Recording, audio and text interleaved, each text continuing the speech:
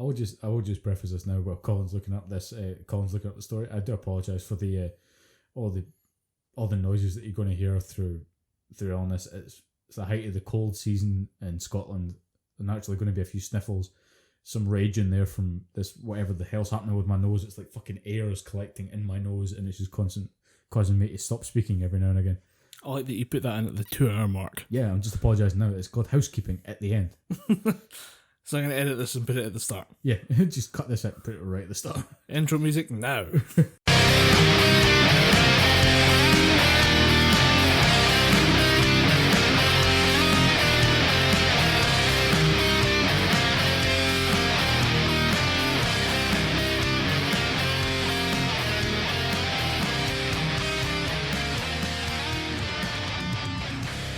Welcome to the Gibberpish Podcast.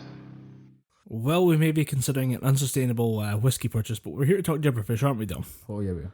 We're back after far too fucking long. The exams are finished. Christmas is over. I've played 23 hours of Smash Bros within the first 2 days after my exams. Shit a dick. I unlocked all the characters within 4 hours because me and my brother just played match after match after match after match. I've barely even started the adventure mode. I was going to say, isn't that like a wireless controller? Like, would that not be an issue at a certain point? But no, pros only play with a wired controller. I played with the GameCube controller and the GameCube adapter, so I've been playing with 23 hours though. 23 hours, yeah. It's because I don't know what it was on the 21st, which was the Friday that I finished my exam. I was meant to go out, yeah, with sort of uni mates and stuff. Just kind of, we're free for 4 weeks, fucking brilliant, that kind of shit. But then it got cancelled because a couple of people didn't really want to hang around with the weird Romanian dude. Yeah, okay. Which, yeah, I'll tell you more about that when the mics are off. He gets a little handsy, kids. Dude, you don't even know the fucking half of it. Okay, moving on. I'm the class rep. I get a shit ton of complaints. But yeah, no one wanted to hang about with the weird Romanian dude. So I thought, right, fuck it, I'm going to go home. I'm going to, I've not really seen my family because I kind of locked myself away. I thought, right, I need to study. Yeah. I think I done well because there wasn't a question on the paper that I thought I couldn't answer. I thought I'd prepared myself well enough. But I thought, right, I'm going to spend some time with the family. And spent a bit of time with family. Then went upstairs, played the Smash. But then it just got to the point where I cracked open a couple of tins of Monster, and before I knew it, it was 6 a.m. Okay. We've all been there down that dark, horrible path. It wasn't even that. It was just that I was having so much fun playing this goddamn game, which it hasn't happened since. I'm trying to think of the last time I played a game to this degree, and I think it might have been probably Resident Evil 2 on the GameCube when I first got my GameCube. Incidentally, I got a GameCube for my Christmas as well. Can I ask, see when you did like the 6 a.m. like Monster Energy fueled like thing of like gaming, why do you sweat so much? I didn't sweat anyway. You didn't? I didn't sweat at all. Every time I do that, every time I'm like really up late until we hit that like 4 or 5 o'clock and I go, oh shit, I gotta go to bed. Yeah. I'm weirdly sweaty. I don't know what the hell it is. I don't know. I think it's just because you get into a groove and you just sit there playing the game. And obviously, if you get into a tough bit, you just kind of you get a bit anxious. Maybe the body kind of. I think it must be the anxiousness, like the focus, the focus is just there. But I think when there was no anxiety or anything about me playing Smash Bros. It was just two things that kind of led to my very jovial mood. Then it was just one, I'm finally getting to play this game that I've had sitting and staring at me for about 3 weeks since its release, 2 weeks since its release, and it was just the kind of release of my exams being done that I don't have to worry about them until my next set of exams, which was going to be at the end of May. So it was just that, I mean, I probably didn't smell too fresh that morning because I just sat there. I just had, I had the Monster, but after I had like 2 of the smaller tins of Monster. I think it basically added up to 1 full tin. I had 2 of them, and then I thought, right, I'm just going to stick to the water because I want to sleep at some point. Yeah, that was my plan. But before I realised that we just got into the swing of it and we played so many fucking matches, I had this like 2.2 litre, you know, the big massive sort of water barrels that you see. Quite a lot of people use them at the gym. Yeah, right, those ones. Yeah, because of all the shit that happened with my knee, physios told me that I need to drop some weight, which I'm taking no offence to. I think it's finally time that I just start, getting back into some kind of routine workout wise. So I've been trying to lose a bit of weight. I had this 2.2 litre water barrel, started drinking it at what I think was about 9 o'clock at night when I started playing it, and it was completely empty By the time it was like got to 6 in the morning, I was like, shit, I finished this entire bottle. I genuinely think I spent about the next 3 minutes just flushing it all out. It's a good feel though, like that Yeah, just that release. If you hadn't had caffeine, if you hadn't had Monster specifically, like because it's got the B12 Yeah, in there, that's what makes your piss super yellow. yeah. After you have a can of Monster, you're Luminous. just pissing it out. You're like, oh no, like it feels bad coming out. You're like, Yeah. oh, I need water. Yeah. Even if you drink a lot of water, it still stays yellow. That's horrific. That's really worrying for me when I'm doing that. It doesn't flush out. Yeah. So this is our, I guess I don't want to say it's a Christmas episode because Christmas is over. I don't want it to be our New Year show. It's going to be the all-encompassing Christmas and probably a bit of New Year. This is our crazy Kwanzaa episode. That's what it is. It's going to be the Happy Hanukkah episode. No, that's it's before Christmas. Yeah, I think Like that's it wrapped up on like 27th or something. something like that. I don't remember. I don't keep track of all these weird religious holidays. I can barely be bothered keeping track of Christmas. Yeah. Y'all fuckers take up 2 months at this point. I'm not willing to sit and like study the whole thing. Motherfuckers that put up the Christmas decorations in November need to slow the hell down. Yeah, stop We've it. spoken about that before, but just pack it in. Nobody's happy to see you. No one's happy to see that weirdo that goes, oh, we put our decorations up in November. We just love Christmas so much. I went, do you love Christmas or do you hate it? Because it sounds like you hate Christmas. I had the Christmas party was like the 22nd of December, and it's like, let's head out to Edinburgh on the 22nd of December. Yeah, that's going to be fun. I did not bother. I just straight up told the person who organised it, said, look, buddy, sounds like a great time. You have fun with that. I'm staying home. Image of me with my arms crossed, just shaking my head, popping into your mind at that point. I just thought, imagine the sheer number of people. It says, no, it's fine. No, we've got this place. Hell. We've ordered a table. That doesn't mean shit the weekend before Christmas, buddy. Yeah. The weekend before Christmas, all bets are off. We booked a table. This is when I was still at college. We booked a table at a pub called the Three Sisters in Edinburgh. Really good I think pub. I've been there, yeah. Fantastic chicken wings. Hella good chicken wings. Yeah? Yeah. Nice smoky barbecue sauce. Oh, it's good. Nice bowl of nachos as well. I'd highly recommend for any of our listeners, if you're ever through in Edinburgh, go to the Three Sisters pub. I think it's in a place called the Grass Market. It's easily Googleable. But we booked a table there and it was the same thing. It was the week before Christmas. I think it was the 18th. Yeah. We decided to go.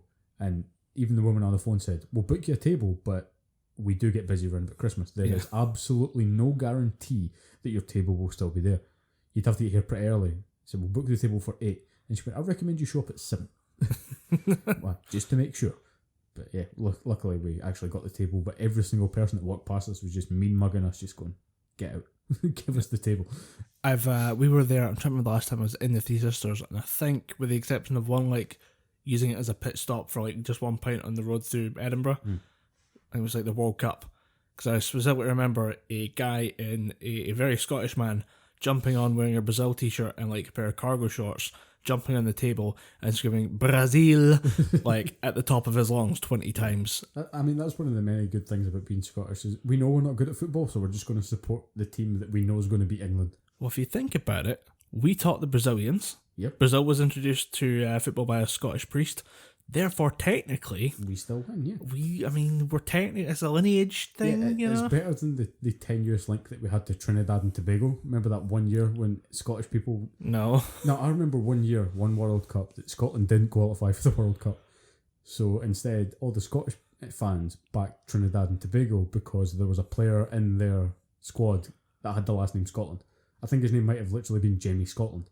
And okay, that's fair. like, yeah, let's support this guy. And the guy had the thickest...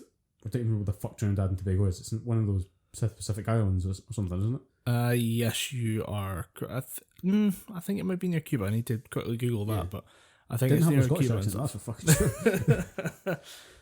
I'm going to Google that because I guarantee we're like, yeah, it's in this place. And we're like, no, it's in Africa. Trinidad and Tobago is in...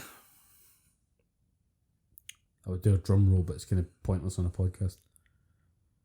No, Porto de la Cruz, yeah. I think we're in the right area saying it's Cuba. Yeah, well. Fucking Google Maps. I ask it to send me to... Oh, let me see. Trinidad and Tobago. It shows me Leon Lithgow. Yeah, not working. I'm sorry. Not having it. Trinidad and Tobago. It's just round the corner from where this place is. Yep, it is right off the coast of Venezuela. Yeah, so you can imagine, fairly Hispanic sounding accent. But hey, he's called Scotland. It's It's called Jamie Scotland. We'll back this too. So yeah, with this episode, we will not be doing a round of year. Normally, like if you watch like British TV, it turns into lists. Yeah, a lot of top tens. It's just, this was our favourite moments throughout the year. But our showstopper today will be a list. Will be a list. Yes. Okay, that's good. It's going to be a good list. I did have one story. I think we can say that for later. But this just kind of came out recently. I was like, this will be good. Just Dom's reaction. I think we'll just enjoy that. Okay, the other thing I had was, I think I talked about last time, I talked about Bojack Horseman. Yeah, I think you mentioned it last time, but I don't think you went into any detail about it. I think it was because I was in like the start of season 2, like, this is pretty good. I like where this is going. It's a bit weird.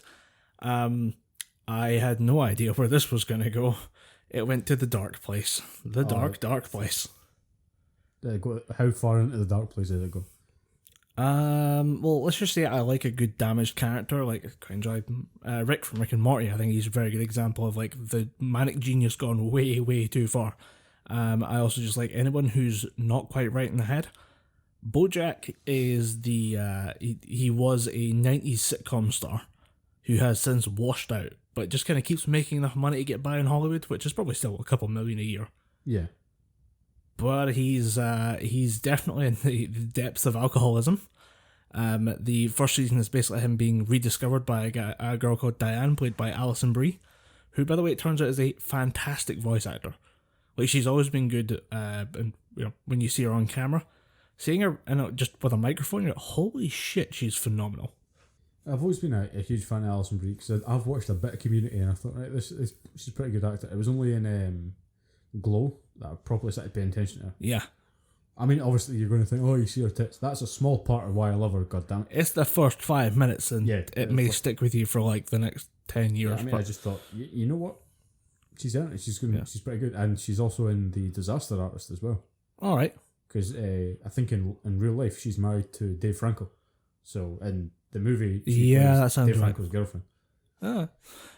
So there is like she rediscovers Bojack, remembers him from childhood, and says, "I should really write a book about you." And then they start doing the autobiography, and just we get more and more into Bojack's life. You start seeing why he's as fucked up as he is. Not a great family situation. And then when you get to the later seasons, it is just straight up saying, Bojack's mother has dementia, and she is dying slowly, and Bojack has to kind of watch. Fucking hell. There is a 20-minute episode in season 5 that is just Bojack's eulogy for his mother's funeral.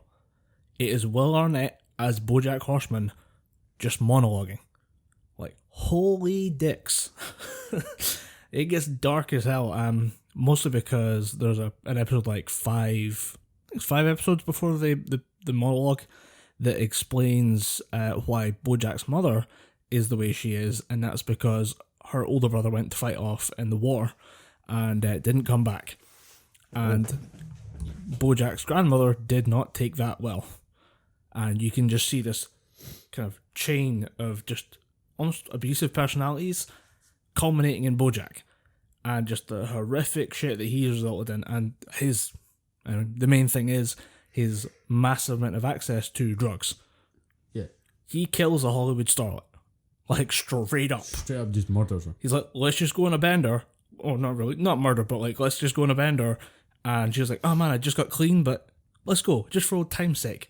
It's the child he was in a 90s sitcom with, who's now grown up to be 26 and is just like one of those kind of... I'm trying to remember who the Lindsay Lohan. Oh, right, yeah. Yeah, it's just that.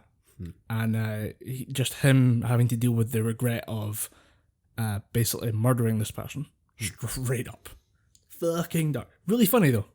Yeah. That's the thing I love. It has to be there. That's the thing I'm loving about the fact that guys like Nick Kroll and Bill Burr and Will Arnett, they're all doing these cartoons. Yeah. Because the writers just go, right, the comedians, we're going to touch base with these guys, we're going to let them do whatever the hell they want. But we're going to do it in such a way that's going to be funny and it's going to make you think about shit. Because F is for Family, that definitely has a kind of, right, here's Bill Burr talking about what happened with his past. I just finished that. That is 3 seasons of Guy's therapy about his dad. Yeah, and I mean, we all know Bill Burr. We all fucking love Bill Burr. He has got some shit to say about that. Yeah. Especially due with, a lot of his stuff with the father in F is for Family that Bill actually voices. is, his former military career and basically not being taken care of. Yeah.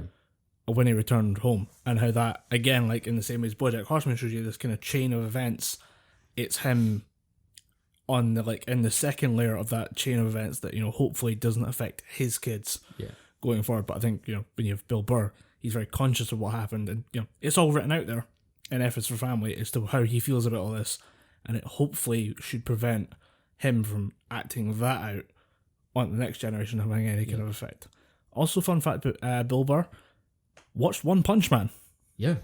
Enjoyed the hell of it. Yeah. Thought it was fun, and then was surprised to see just anime Twitter go, Yeah. "You watched One Punch Man?" And everyone who didn't like anime say, "Oh God, you watched One Punch Man?" But even amongst the anime Twitterverse, there was a 50-50 split of, holy shit, Bill Burr watches One Punch Man. We're finally getting, someone on our side. Yeah. Then the other 50% just went, oh, that just makes it fucking worse. This guy watches it. This old man, this old angry Bostonian watches it. I'm sorry, if you don't, well, for us, That just validates my liking of One Punch Man all the fucking more. have you seen his, he did a bit on the Monday morning podcast talking about Meshuggah. Did he? Dude, you know how Bill Burr started drumming a little while back? Yeah. He fucking loves Meshuggah. Nice. Because he fucking loves Bleed. He is in awe of the technical skill required to play Bleed. And he went to see them live. I was like, man, I don't know how I'm going to feel about this. Like, the music kicks in and he's like, dude, that was a fucking experience. I can't imagine Bill Burr being the guy to kind of jump around, but I can't imagine he'd get in it. No, he was there, like, at the back with like a bunch of other drummers. It was really weird because, like, we get to see, like, all these kids geek out about the band, but then we're there geeking about the drummers, and he realized he was geeking out about the drummers with a bunch of drummers that he would geek out about. Like, he was like, oh my god, like, I know this person, this person, this person, they're all from really good bands, they're all really good drummers, and they're all geeking out about the same thing I'm geeking out about. They're all just there enjoying the kind of technical aspect of performing almost two different drum beats at the same time. See, if you've ever listened to Bleed, it is just a constant rolling, kicking drum. Yeah, it's just someone murdering the living shit out of a double bass pedal. Just literally. But then just kind of ticking away through the hi-hats and just... hitting the hi-hats and just rolling through that, but the constant is that just bass pedal going rumbling through it. It's surreal. It's a really... Fucking, like, and just not even on a technical skill level, just on an endurance level, it is fucking awesome to watch. Mm-hmm. And the fact that it can be played live and it's as good.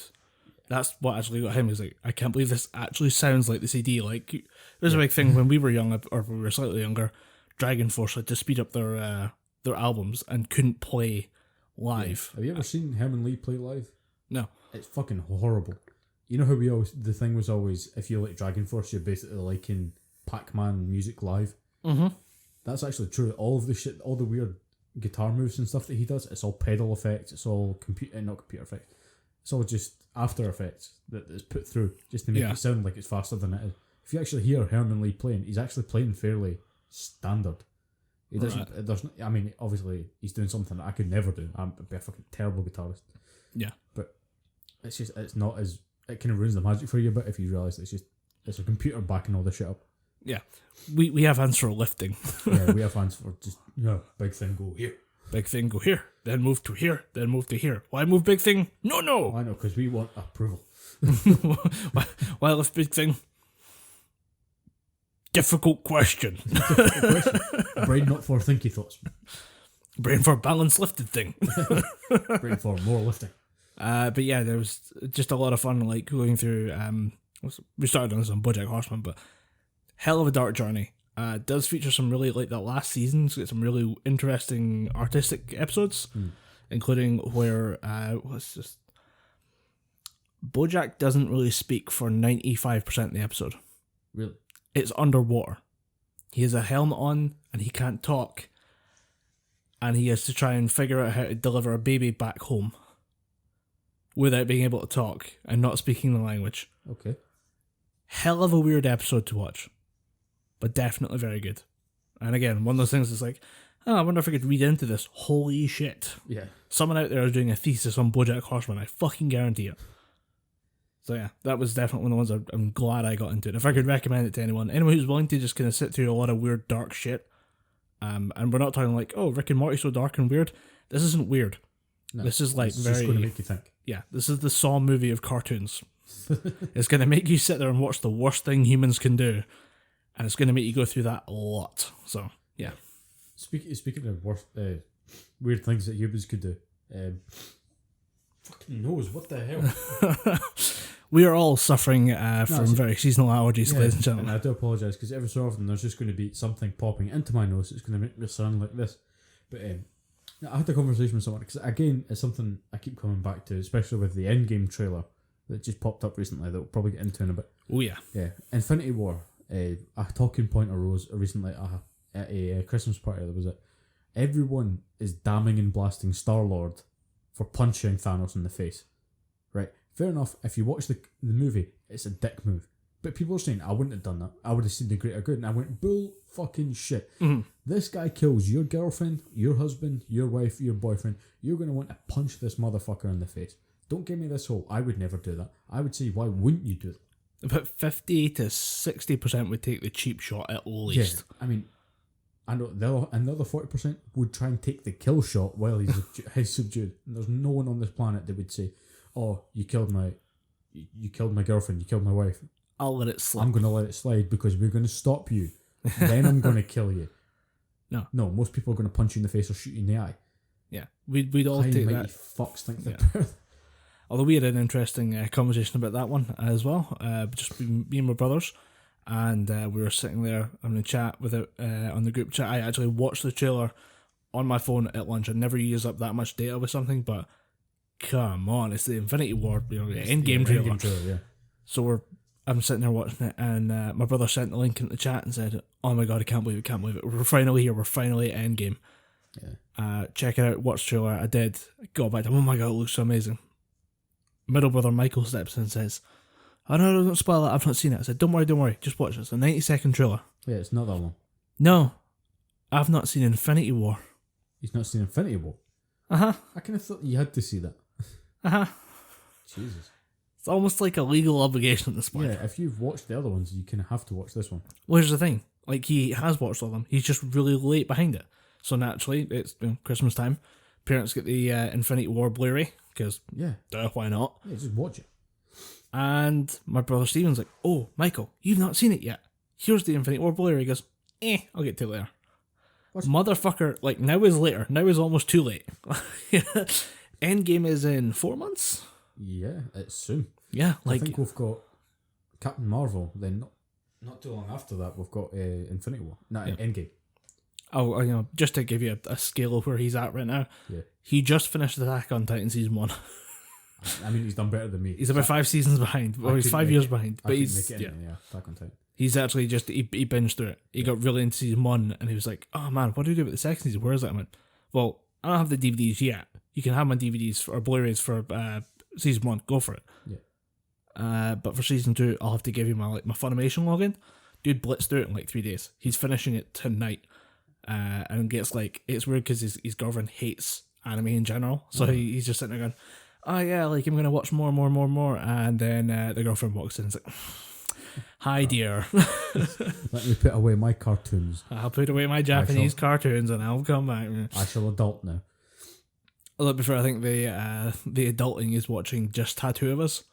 Jesus Christ.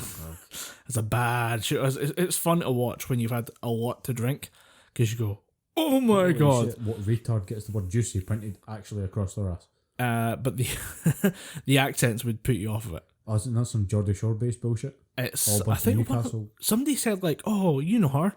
She's from that TV show." I'm like, I didn't watch that TV show in the first place. Yeah, I mean, that's not going to work on me either, because I only found out who the fuck the Kardashians were this year. I don't want to fucking know, but now I do. That shit's unavoidable. Like, yeah. No, again, same house party that we were talking about Infinity War. We were playing a game, and one of the questions, it was one of those Jackbox games, one of the questions was, who is most likely to cause an accident trying to get a good photo of the Kardashians? Everyone else was putting in all these funny answers like, "Oh, this guy. My answer was, "Who the fuck are the Kardashians?" Send. Then someone told me and then showed me who the Kardashians were. Not gonna lie, the one that's married to Kanye West. I would, if she wasn't a brainless fuck. There's the video of her being done years ago. Yeah. That's why she's famous, That's kids. why she's famous. It's something to do with the fact that her dad's a famous prosecutor or something. Her dad was one of the prosecutors in the OJ case. Yeah. But no, the reason everybody knows her is because she slept with a guy called Reggie, who's like this music producer from like way back. All right. But over the course of the last 10 years, Somehow just they made absorbed some fame from. They made a fucking empire of a sex tape. You know how like Paris Hilton was famous because she got fucked on that tape? That to the power of 10.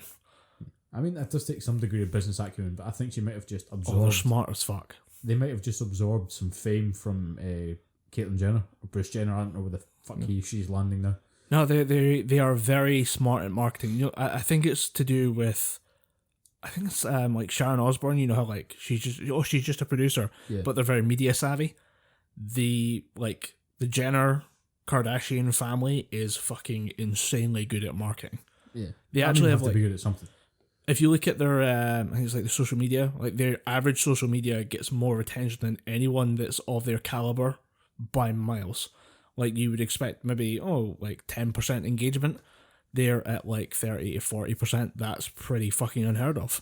Jesus. It's unreal. They just have that thing. They're perfectly wired for the social media generation. I don't know what it is. It's weird that TNA can garner that much attention, because I get most people, I mean, not even a kind of perverse thing, but when most people see breasts or a nice firm butt, it's a spectacle.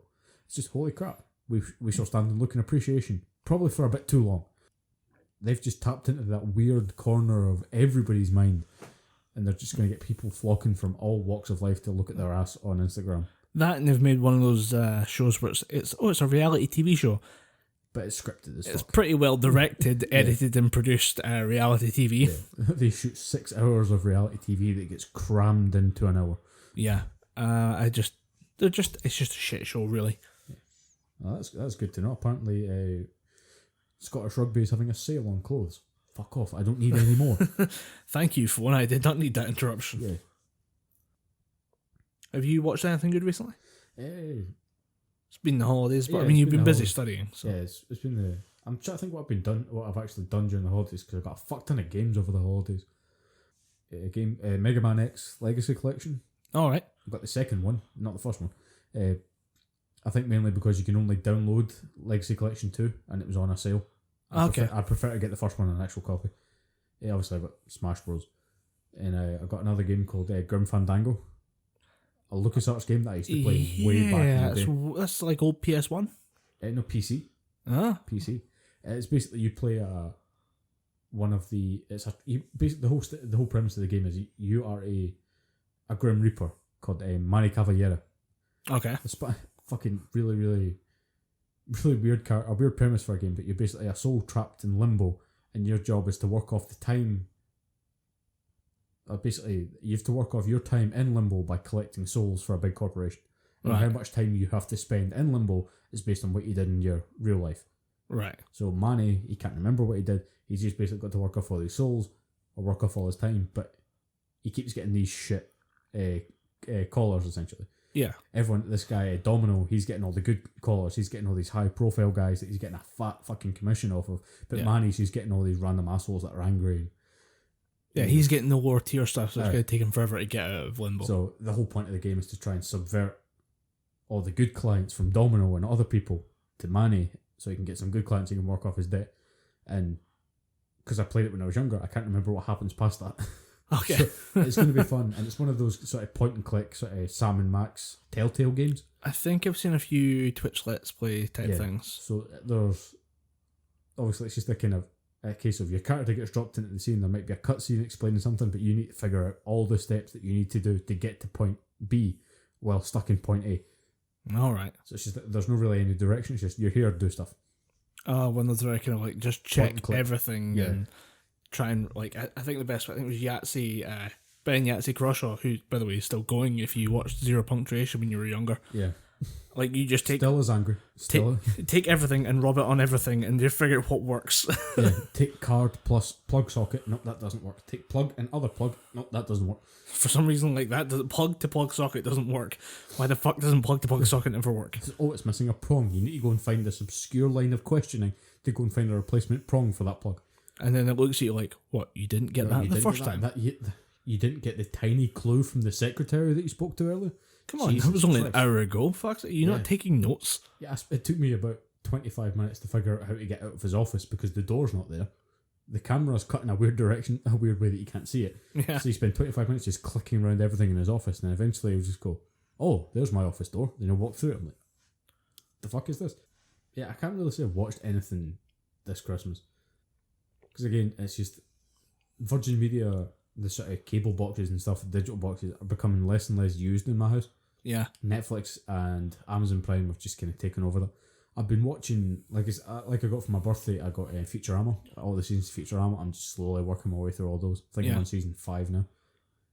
Are you, have you seen Black Mirror? Black Mirror, I hate Black Mirror. Oh, okay. I can't understand it. I think it's probably one of the worst over-Americanized TV shows because the first 2 seasons, the Channel 4 seasons that were actually written by Charlie Brooker, are fucking phenomenal. Perfect. If you, like with Death Note, get to a certain point and stop watching, in my opinion. Yeah. Seasons 3 and seasons 4 are just when Netflix took over and it gets more and more American and it gets more and more just shit. Because in the first 2 seasons, everything has a very logical progression. Everything folds back to the main storyline. Yeah. Seasons 3 and 4, it goes to a logical progression at some point, but then the ending, it just escalates to like the fucking absurd. Yeah. It doesn't even escalate to the absurd. It just gets to a certain point where you're following this very natural progressive line. Then all of a sudden, the ending is all the way up on a third line, way above you that you never even expected. That has no bearing on what you've said previously. An example of that is season 3, I think. A character called Redfield. It's meant to be a video game based thing. He gets locked into this sort of horror VR game or AR game. Yeah, I know this one. And it goes to a certain point, and you think, right, he's going to be trapped in the game or something. He's going to get out. It gets to a certain point where he's trapped in the game, but then he goes through 3 different levels of the same game, and eventually just ends up dead. I'm getting these. This series is meant to be about our reliance on technology and how we're over reliant on technology and how technology is ultimately going to come back and bite us in the ass. That's just the show in general, though. Yeah, but this was just a bad episode. The only good written episode from that season was the social media episode with Bryce Dallas Howard. That was phenomenal. That was great, but then it goes starkly downhill after that. See, the thing for me was I actually didn't like the social media episode right up until the last minute, like when you see her start to snap. Yeah, that's what it's great for. And I'm before that, when she's just trying to bend over backwards and get to this place, and she's like, right, she's trying too damn hard, but then when she just lets go and goes, you know what, fuck it, I don't care. Make my rating 0.0. I don't care what people think of me. It's kind of, it's good. It shows people that social media is bad. Well, actually, I'm looking at social media right now, and I've seen this pop up the last couple of days. Bandersnatch. It's called Black Mirror Bandersnatch, and it's the next season, and it's Choose Your Own Adventure. I'm not down with it. I mean, choose your own adventure books were always, something that you read when you were younger and something that were fun when you were younger. But I think now I just want to see a well-written story progress, not something that I have to, use a controller and go, all right, I want to see how this happens. Yeah. If I'm going to use a controller for a story, I'm going to play a video game. Yeah, I want to play a video game. I don't have to watch. I mean, it sounds incredibly lazy and very, very first world problem-ish, but I don't want to do that. I just want to see something play out. I don't have to, okay, I want to see what this happens. Okay, go back to point A, click on point A, and follow all this bullshit. Yeah. If I wanted to do that, I'd play a video game. I do enjoy seeing the amount of effort that goes into these things, though. Yeah. Just because, I'm trying to remember who it was. Somebody made one. I think it appeared on one of Philip Franco's, Today in Awesomes. And it was like, the total, runtime of a story for this is about, I think it was a 5-minute video. In total, if you when you select your first option all the way through the end, 5 minutes long. But there's 3 hours of footage was recorded for it. 3 hours worth of video was made to make a Choose Your Own Adventure YouTube series. Holy shit! And I'm seeing stats for Bandersnatch and you can get through it. There's a 90-minute chunk of information you need to get through before you can take a break. What? 90 fucking minutes? Yeah, fuck that. So is this, I'm tempted, though. Is this the movie, or is this just another episode? I think it's basically the work of a season. All right. But it's being used to tell one story. But obviously, it's one story you could take in several different ways. Yeah, I suppose you can make a series about that. But I remember hearing about a movie coming out soon. But it's not something I'm going to watch. It's just Black Mirror was a good show for a time, but then it went quite shit in my opinion. I'd still really enjoy it. I'm yet to see. There's one I wanted to watch, Heavy Metal, black and white one about like basically kind of robots hunting down a human being. Yeah, I've seen that. I've seen bits of that one. That was right after I stopped watching. That kind of popped up. I saw that just because I'm like, I've not seen much in the way of black and white film, especially not modern black and white film. Yeah. Modern black and white film should actually look pretty good. Yeah, I mean, if you want a good modern black and white film, just watch Logan in black and white. It's pretty good. I think, who was it? I think actually my brother Michael again saw that. Yeah. I was like, oh yeah, I like the I really enjoy the this part of it, and I'm like, what about the daylight forest scenes? That was the one that really bugged me. I was like, there's a lot of bright scenery there. Because black and white film relies on shadow for contrast. Yeah. Would it work if you're in the bright daylight running through a forest? Apparently it did. He said it worked out. It was fine. So I am waiting to see how Bandersnatch sounds. I'll watch it. I mean, I'm fucking gonna watch it anyway. Yeah. But the other thing I saw this week was the Instagram update. The Instagram update? They accidentally pushed out an Instagram update. It was supposed to be in-house, like an internal testing session. Oops. It went public. Yeah. It did not go down well. Imagine. After a shit show, people going, why am I scrolling? I think it was the main key change was, like normally you scroll up and down a timeline, left and right. Okay. I have no idea how that would work, but apparently just scrolling left or right constantly just pissed everyone off. It was great. I just walked into I went in, put the phone down for work, came back like 2 or 3 hours later because I've been working through Christmas. And picked up my phone at lunch, and it's immediately everyone's like, "Oh my god, I can't believe how fucked up Instagram is. It's a total shit show." What did they do? I'll go and try and download the update. It's not there anymore because they've realised that they pushed it out publicly and had to immediately retract all of the updated software. You're like, ooh, somebody's fucked up. Big. Fucked up big time. Did you see the return of Epic Rap Battles of History? I did. I'm also now slightly worried about Nice Peter. Yeah. It's Nice Peter. I'm also slightly worried that his Mark Zuckerberg impression was too damn good. Yes, a little creepy. I mean, I only now realised that Zuckerberg does not blink. I went back and watched some of his interviews. He barely blinks. Yes. I'm pretty sure he's some kind of weird lizard man that can't blink and he just licks his eyeballs to keep them wet. Fucking weird. It's a semi-permeable membrane comes down. Yeah, it's moisture upon the eyes. Very good for my human eyes. Because I am totally human.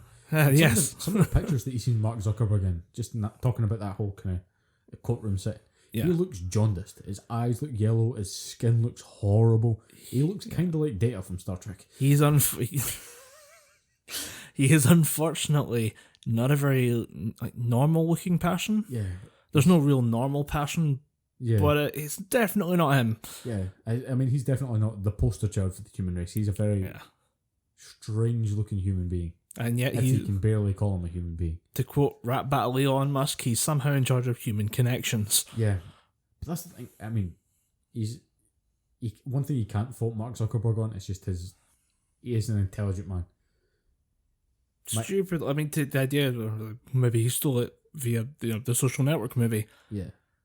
The idea of just building a website to communicate with people on the planet and then developing it into almost everyone on the planet. Yeah. It's pretty good.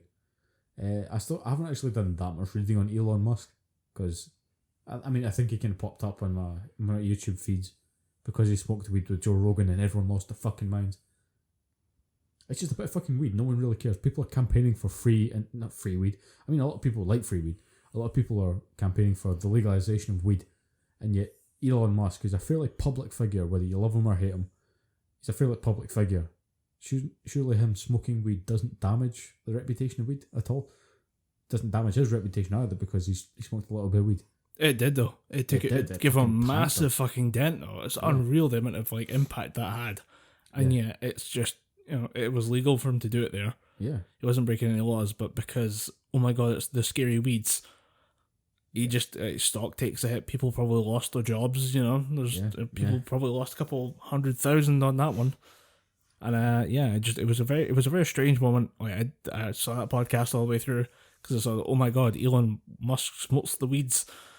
Memes popping up everywhere, and you're like, it's not that big deal. Yeah, no one cares. I mean, if he took a hit and then just lost his fucking mind, yeah, I'd freak out about it, but he just kind of smokes it all up and goes, and then just gets on with the rest of the podcast. You'd be surprised the amount of people that are in the public eye today that smoke weed. I mean, you've not to mention just your Joe Rogans, your Kevin Smiths, Your comedians, your comedians, rappers, your Doug Benson and stuff like that. Yeah. Everybody at some point has smoked some weed. You look at Seth Rogen, notable stoner. Yeah. Then you look at James Franco, notable stoner. All the kind of people that he hang about, they've probably all smoked weed at some point. Then you get to even you get over here, you'd be surprised the amount of people that have tried weed. It's not that. I just don't think weed's that taboo a thing anymore. It's going away. Yeah. And then interesting enough, I think it's Washington are trying to allow use of hallucinogenic mushrooms. So that could get interesting. It's the same idea that could get very interesting. Open it up for medical things and then start to push it out to recreational, and then let's see what happens. Let's just keep pushing it further. We can do weed and mushroom. Yeah, fuck him up. We'll show him how it's done. Yeah. This is America. This is America, goddamn. Taking no shit from Canada. Although the interesting thing we talk about, like Mark Zuckerberg, the leak email that it came out, what's good for the world isn't the same as what's good for Facebook. CEO Mark Zuckerberg wrote in a leaked email, according to Business Insider. Okay. That's scary as fuck. Yeah, that's... not gonna lie, kind of glad I deleted Facebook. I don't know how much the encryption. Let's say the encryption. I think that's a fairly aspirational word to put in front of what securities I have on Facebook. But I think the securities I have on Facebook are just going to shit themselves. Yeah, it's for me. It's the fact that Facebook own other companies. Yeah, that the fact that they own WhatsApp. I fucking love WhatsApp. It's a great service. I use WhatsApp. I mean, if anyone looks at my WhatsApp now, they're just going to find a lot of naked ladies. Just because I got added on a group chat, and it's basically one of those kind of tradesman banter work pages. Yeah. People just share tits. I have no objection, but there's always that one guy in the group. It's just going, guys, we can share other things. It doesn't have to just be boobs, and we're all just kind of, yes, it does. Yeah, all the boobs. Yes, it does. Be quiet and sit down. You sit down and you read about Helmut Kohl. But yeah, the same guy that we were talking about. We were watching some movie. I think it might have been the remake of Baywatch. We've seen Alexandra Daddario. Oh yeah, I forgot they made that. That's the one with the rock. Stupidly good-looking woman. Yeah, we're all just sitting there, kind of letting the chimpanzee brain just have its go, just going, "Oh, that pretty woman, pretty woman, Ada." Then this guy keeps jumping in, going, "Guys, did you hear about what happened in Parliament?"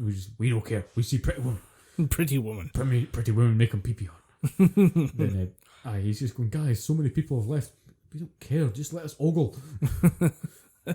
Stop trying to bring the class of the room back up. We're clearly lowering the class level. This is not time for politics. No, this is not the time for politics. This is the time for stupid ogling and man noises, which is a pretty good distraction. I'm not gonna lie. Yeah, because I watched I think it was the day my last exam or second last exam. For about that week, I had a couple hours to kill, so I just thought, right, I'm going to go and do some revision before the exam. Get myself in the headspace and just, hopefully be more prepared for the exam. And I took about a half an hour break just to have some lunch. And I was just sitting watching the parliamentary debates. Yeah. In the House of Commons with, Labour against Theresa May's Conservative Party. And just watching Theresa May slowly devolve and just shift and morph through the entire debate. At one point, she starts just going into a pantomime. She starts going, "Oh no, she won't. Oh yes, I will. You will be surprised what this lady can do."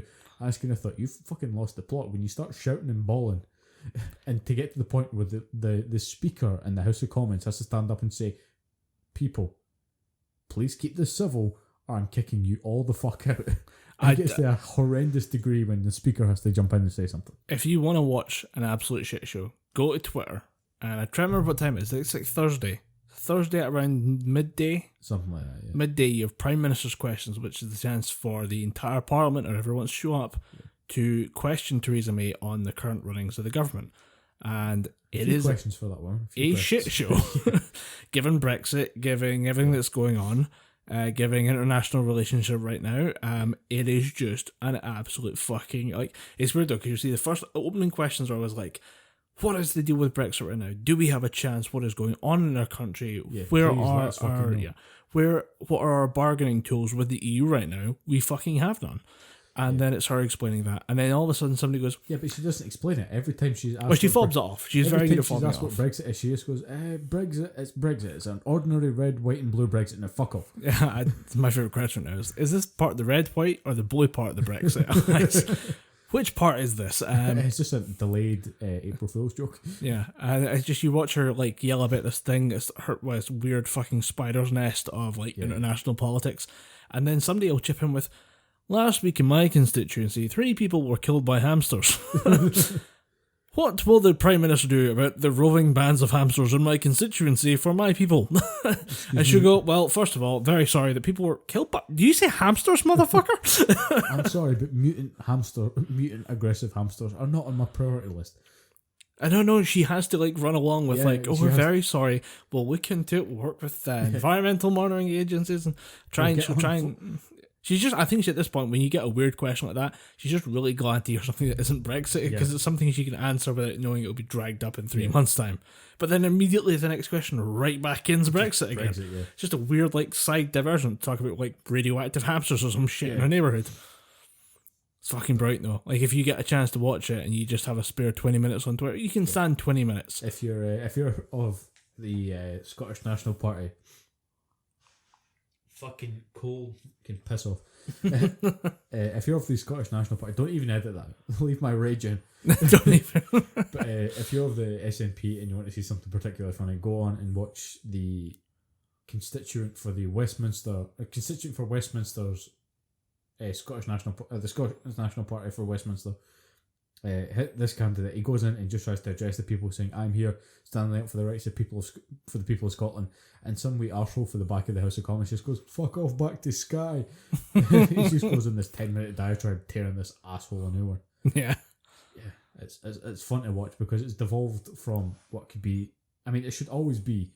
This is the fate of our country as it stands, and they've just kind of dragged it further and further down into the mud to the point where they're just literally making fun of each other and talking about pantomimes and talking about the Christmas spirit just to try and one up each other. It's not really. This isn't a civil debate that rules the UK.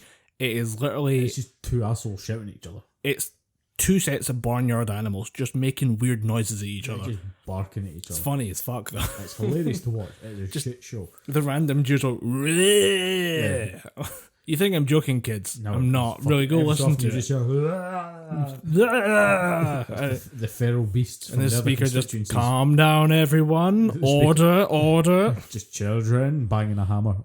Oh, it's so fucking good. I actually quite like him. He's very calm and confident. Just say, listen, fuckers, right? You over there, the Prime Minister will be heard. And you fuckers over here, you will be heard.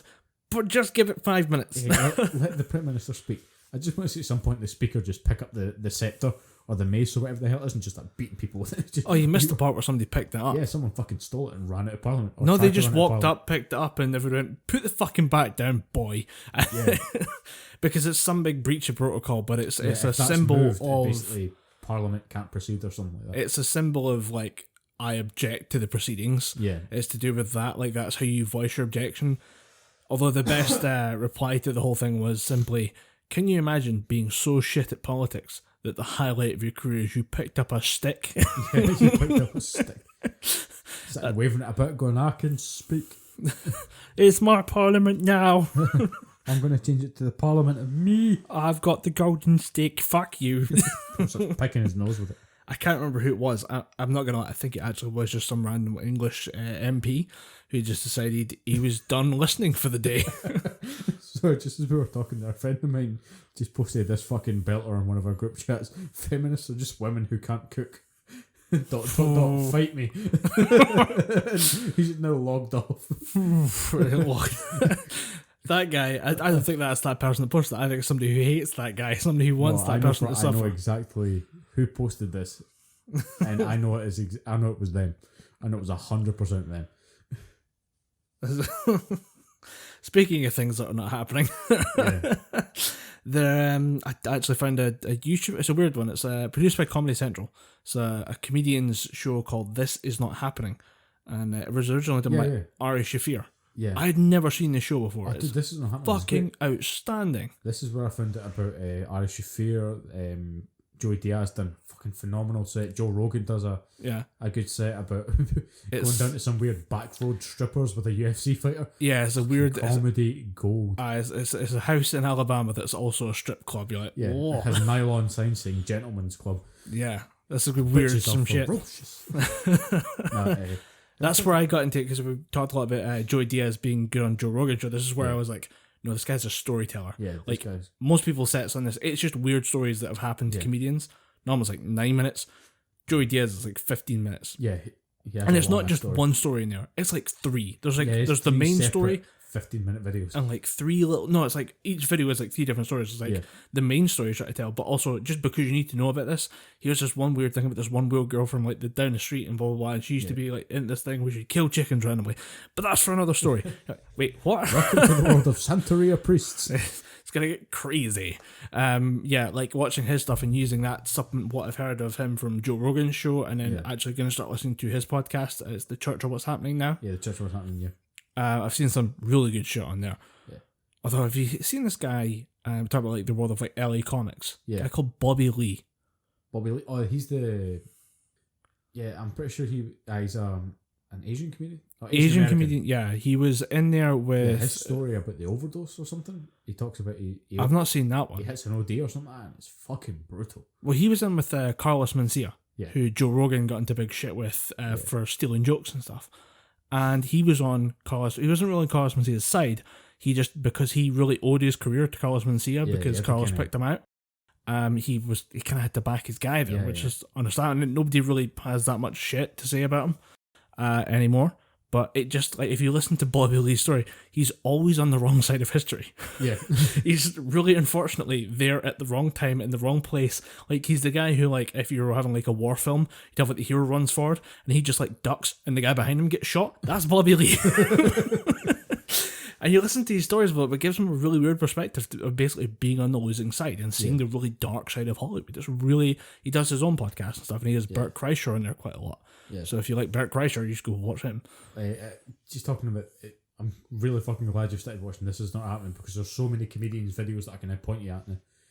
There's a really, really fucking good bit that Big J. Okerson has about... Because they do different themes for each episode. They do one that's the funniest or the worst night out you've ever had. One that's the theme that was on when Big J. Okerson was talking, or one of the ones that Big J. Okerson was talking about was the worst fight you've ever been in. He starts it off by saying, like, look, I'm hard to piss off. I don't really get in many fights, and if you do get in a fight and you start bragging about it, you're that guy, and no one likes that guy. No one likes that guy that's marching and going, yeah, I fucking killed 3 people. But he talks about the best fight that he's seen, and it was 4 enormous white women against one tiny Puerto Rican security guard. Yeah. One tiny Puerto Rican. And it's fucking phenomenal. I mean, Joey Diaz is always going to be probably the best storyteller, but Big J. Okerson's up there. It's pretty funny. I'm trying to think of what other comedians. There's a comedian called Tommy Pope. If you just want to see a story go from fucking 0 to 1,000 in the quickest fashion, watch Tommy Pope. He has a story about the time his brothers kidnap him and take him someplace.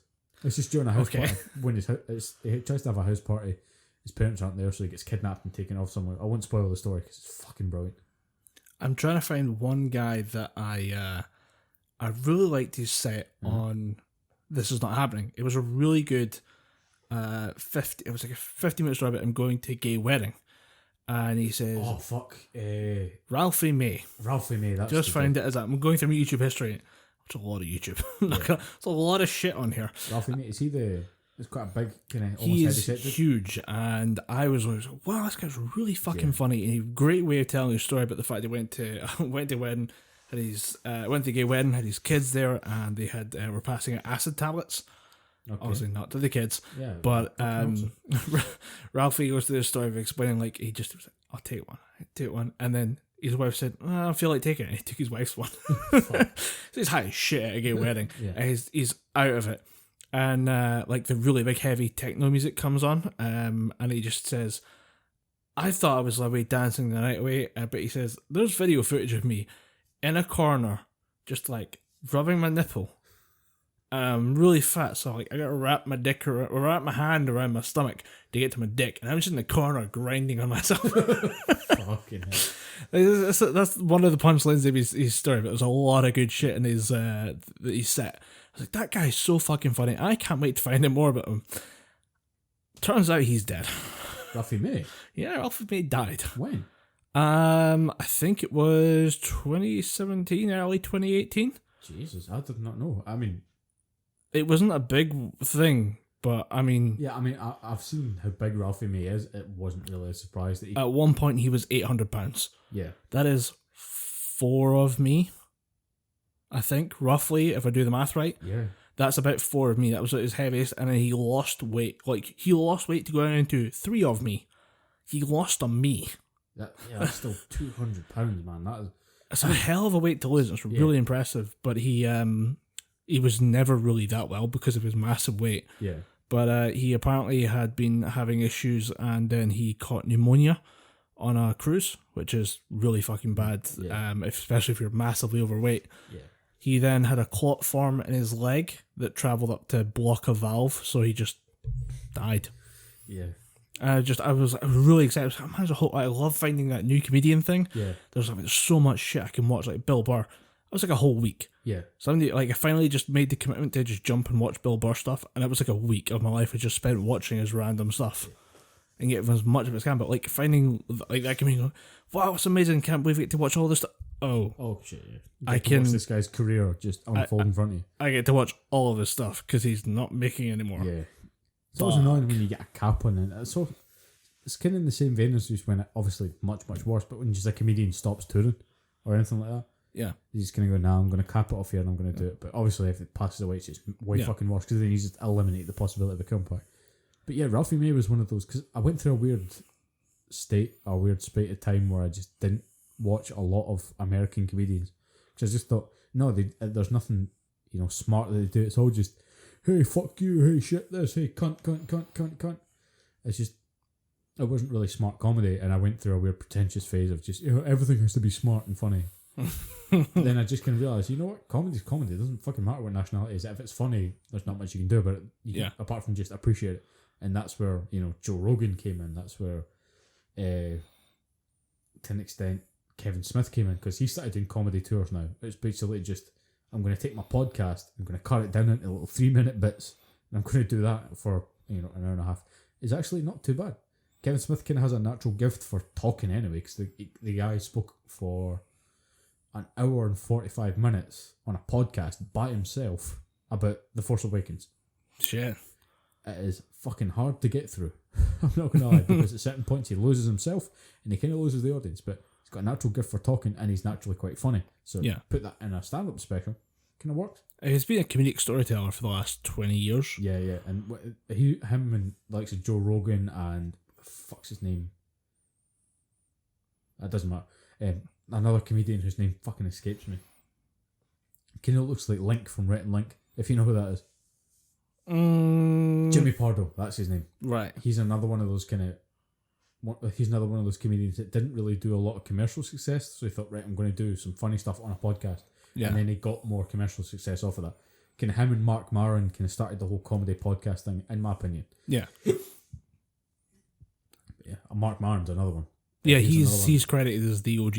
Yeah. Of maybe even the OG of podcasting. Yeah. Which is a weird one. Who was it he used to describe? I think it might have been like Bill Burr's original podcast was, he would phone a service, and like you would be on the phone with a flip phone talking to people you would be recording the podcast through a phone call, and then that would upload onto a website, and that was how people would hear your podcast. Jesus, that is antiquated as fuck. Yeah. Most of all, using the phone as a phone. Ew. Yeah, I mean, that's how you get Facebook. Yeah, that's why you text people. I think the longest, maybe not the longest phone call I've had recently has been you phoning me to say that you're downstairs because my doorbell doesn't work. No, pardon. I am such a fucking huge advocate of the less than 30-second phone call. Mm-hmm. If your phone call takes anything more than 30 seconds, you guarantee with each passing second, I'm thinking about hanging up. If you can tell me as much information as you physically possibly need to within 30 seconds, thank you. Yeah. Which is why phone calls to my older brothers, to my brother's wife. That sounds way creepier than I meant it to. Phone call, yeah, and separate phone calls to my brother's wife. No, because they all are magicians in terms of the 30-second phone call. If I phone my brother's wife, I go, cool, what does my brother want for Christmas? Cool, I'll get him that, thank you. Yeah. Phone my brother, what does your wife want for Christmas? Cool, I'll get her that, thank you. Excellent phone call. These are sounding fucking creepier than I meant them to. What does your wife want for Christmas? Oh, speaking of Christmas, I've seen the fucking worst Christmas movie of all time. Yeah. It is a Christmas horror movie called Santa's Sleigh. Right. This is actually the story, but I want you to guess the pro wrestler that plays Santa Claus. I'm going to just say Hulk Hogan. No. You're close though. Oh, how close? You're close though. Andre the Giant. It's made in 2003. Andre the Giant's dead. I know he's dead. He died a while before 2003. But, think less WWE, more other... Cause I'm pretty sure this wrestler wasn't with WWE at the time. A part of me just wants to say John Cena for the shits and giggles. He was probably still in the Navy at this point. Yeah. Nah. Who you got? Goldberg. Oh, shit. He plays Santa. But in this version of Christmas, Santa is the son of Satan. Makes sense. You should reshuffle the letters. Yeah, reshuffle the letters. Who's been cursed by an angel into being nice for 1,000 years. In 1903, the curse is broken in 2003. No, like 1003. So when it comes to 2003, the curse is broken, but they have a game of curling. They play curling, and if he loses, he has to become nice. He becomes nice for 1,000 years. The curse gets broken in 2003, and he goes to a town called Hell Township in Michigan, and just starts killing people. You know, any type of Christmas-based weaponry you can think of. You know, the presents. Candy cane through the eye. Yep. He sucks a candy cane down to a needle point and stabs some guy in the throat with it a couple of times. He blows up a couple of people using Christmas present bombs.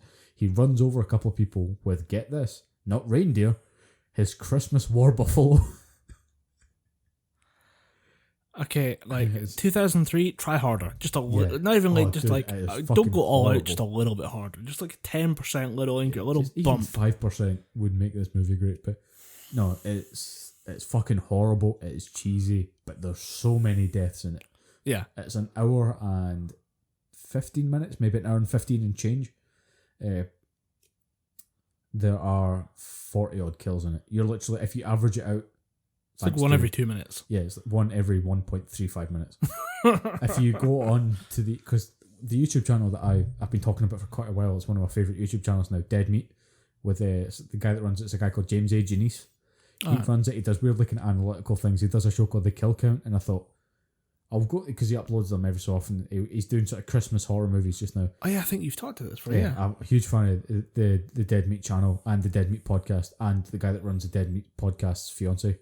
God damn it! Sounds creepier than you think it does, Dom. I know, but she's so damn pretty. What does she want for Christmas? What does she want for Christmas? Santa's got more than presents in his sack. But yeah, I think there's a kill at 1 point something minutes, and they get more and more imaginative as it goes on. You know, there's the candy cane. There's the candy cane in the eye. There's the sleigh. He can also shoot fireballs.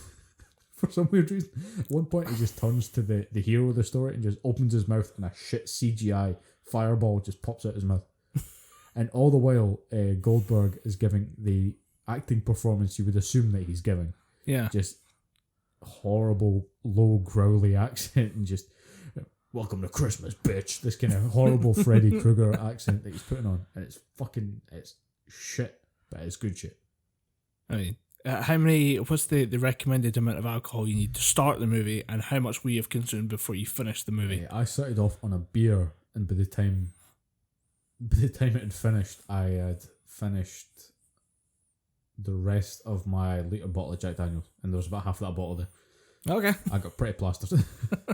You need to be blitzed off your skull to appreciate this movie. But when you do, you're going to reach a level of euphoria. You're just going to go, holy crap, this might be the best movie ever. You'll be the Eric Andre gif of, yes!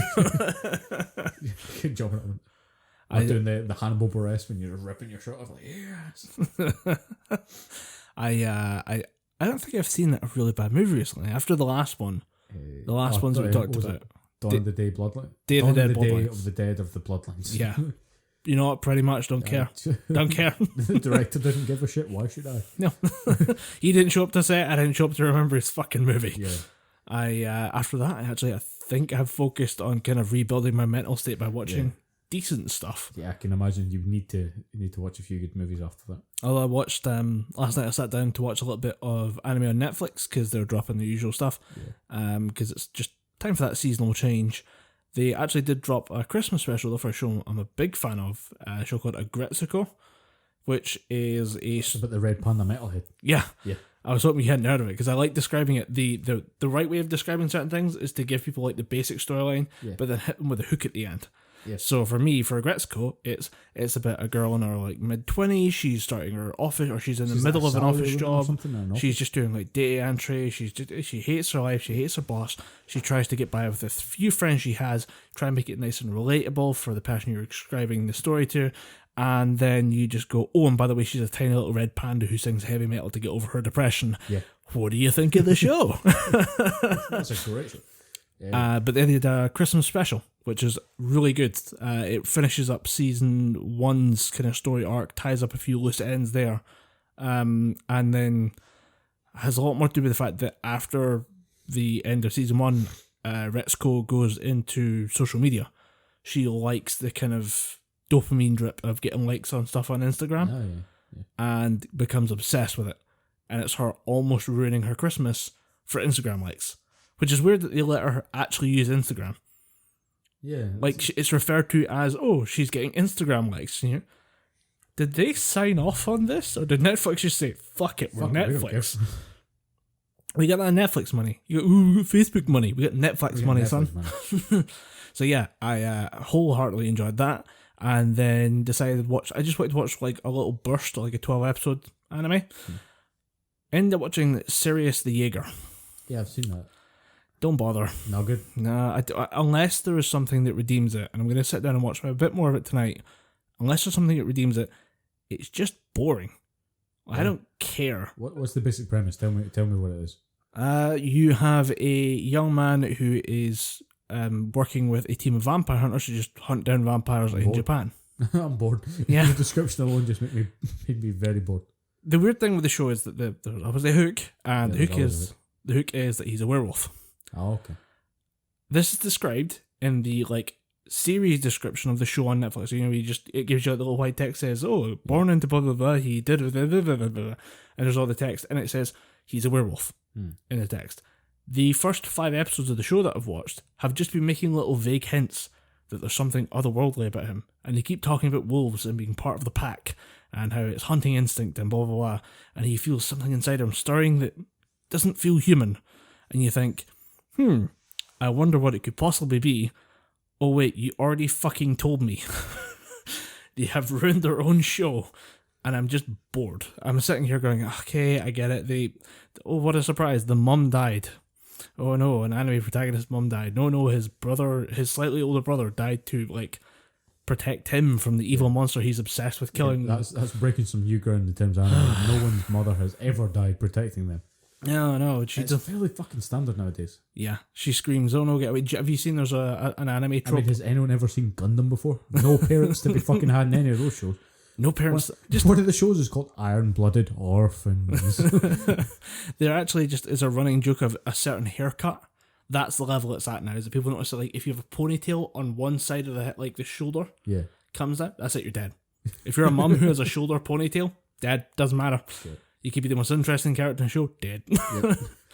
But this thing is, save the universe, you're dead. There's no interesting characters. There's not one. Normally there's like at least a side character who's kind of weird and quirky. Everyone just seems like the most basic template of anything. There's one real copy paste job. What a surprise! The tall, big ginger guy is from Ireland. Oh, what a surprise! Shiver me timbers! Like, teachers actually. Oh no! What a hunt of vampires! We'll go and hunt of vampires. Oh, what's that? A potato. Oh look, vampires in Nippon. Who'd have seen it coming, eh? Vampires from those Japanese land. I'm bored of it already, and there's like 7 more episodes to go. I'll be back to say no to it later on, I guess, next episode. I'll hopefully have it finished. But I said to a mate at work who's like, He watches everything. He adds everything on Netflix onto his list. I'm like, I will tell you to just skip this. Let me confirm. There might be something at the end of this that justifies 12 episodes of this shit. Yeah, there might be a big payoff at the end. I'm not feeling it. Yeah, I'm not feeling it. Your feelings towards this are my exact feelings towards Fallout 76. So glad I never picked up that game. I didn't either. I've seen this shit show unraveling on the internet. No, have you actually seen? I mean, it's worse than you think. They're rolling out new patches or something. You paid loot boxes that people are just going to fucking destroy within minutes. There's also, if you go into the games, fucking hell.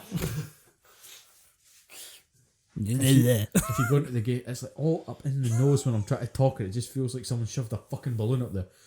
If you go into the game source code, you can literally see copy and pasted assets from Skyrim and Fallout 4. Mm-hmm. Which is just the ultimate form of fucking lazy. So if you go into the console commands, you can just summon a set of dragon armor, and you can summon fucking Alduin from Skyrim. I mean, at least that's fun. Yeah, I mean that would be fun for about a minute, but then you realise, wait, why am I not playing Skyrim? Yeah, I could just go play Skyrim right now. Play fucking Skyrim, the polished game that it is, instead of playing Fallout 76, the mess that it is. A game that's just been so mired in just shite. There is I've not watched it, but I would say if I've not played it. But if I could point anyone into a kind of review that explains why it's so bad, I would turn people towards a YouTube channel called Up Is Not Jump.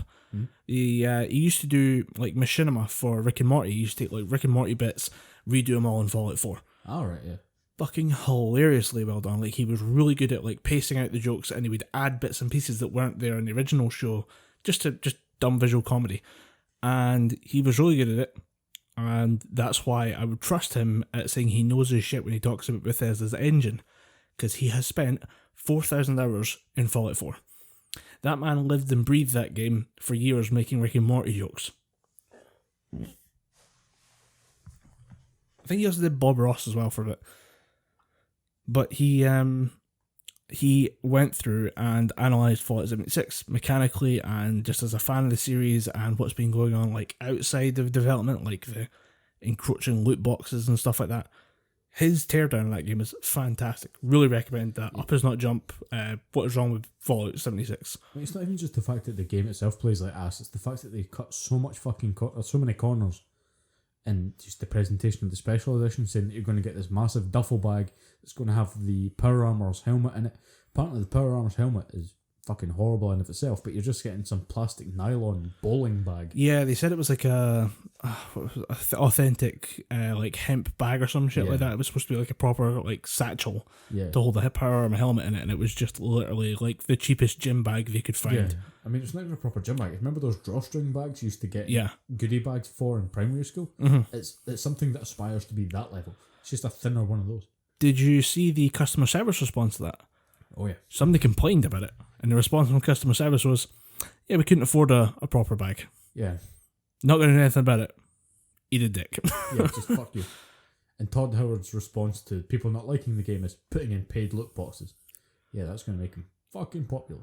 I think Bethesda have actually shut the bed in this one. Yeah. I mean, if you had released a bad game, understandable.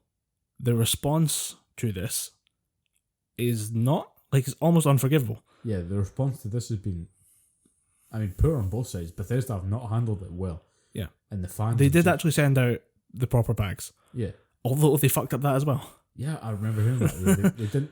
Was it they sent out something that was just a slight upgrade from what they actually had? No. This is they sent out the proper canvas bag. It was canvas. I was trying to remember what the term was for the bag, but it's a proper canvas bag. The only thing is, to claim it, you had to get access. You had to send like a copy, a picture of your receipt and the bag to Bethesda, and they would give you a logon code that would allow you to claim the refund or claim the canvas bag they would ship to you, just so they could confirm your shipping address. When you logged in with that code, you got admin access. You could see the entire database of everyone trying to claim it. So you could see everyone's payment details and home address. Jesus Christ. The level of fuck up upon fuck up is probably what this game will be remembered for. Yeah, definitely. I don't think Bethesda can recover from that. I mean, as a game publisher, yeah, they can, because they'll have something... What, they have Rage 2? Rage 2's in the pipeline? Bethesda have got Rage 2. They have the Wolfenstein series, they have Doom 2, yeah. Eternal. Yeah. There's probably going to be a Wolfenstein 3. There's going to be an Elder Scrolls 6. That's way down the pipeline though. Yeah, I think the only thing they showed for that was a CGI trailer showing that this is what the world could look like in a demo setting. Yeah, they showed because they showed Is it Somerset or something? It's the Land of the Elder Scrolls Elves. Online. I try to remember what it's called, Illidan or something like that. Yeah, That's Elder Scrolls 6, but there was Elder Scrolls Heroes of the Blades, which was like a mobile game. That was actually probably one of the better received mobile games we've seen this year. Yeah. Bethesda not really knocking it out of the park with this. But what's more Diablo's one that I was referring to there, but Diablo's Immortals. But yeah, I think as a publisher they'll do okay, but with their own in-house IP, I think they're going to suffer. Yeah. And the only thing I think they've got something else planned. There's something that's not Fallout related. It's like a new IP they want to work on.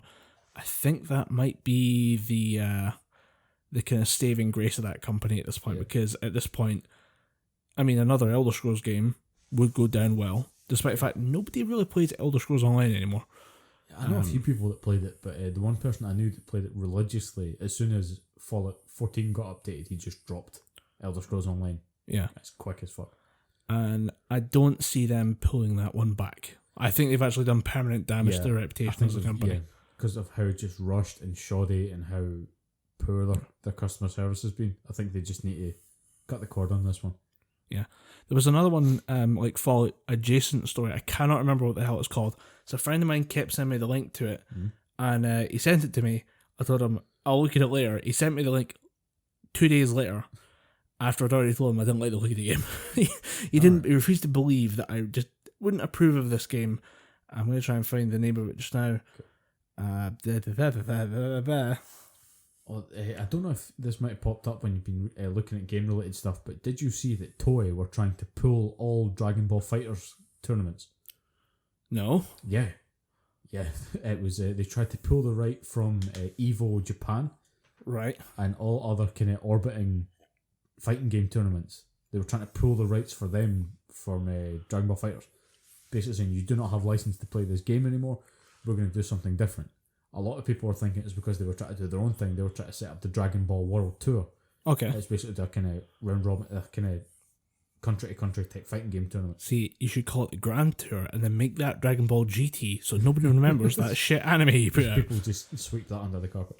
Speaking of Grand I found the name of that game real quick though. Okay, what was it? The Outer Worlds. The Outer Worlds. It's from the former. Generic. It's the former producers of like Fallout 2 and the guys who helped write some of 3. Because I'm not gonna lie, Fallout 1 and Fallout 2 are great games. You ever played them? No. It's the sort of older top-down Diablo type view. It's a good game. Yeah, I liked 3 and 4. Yeah, I had no qualms with it. But I don't like that it's totally normalized. And I'm like, I don't care. I'm sorry you didn't play your $1,000 RPG from the past.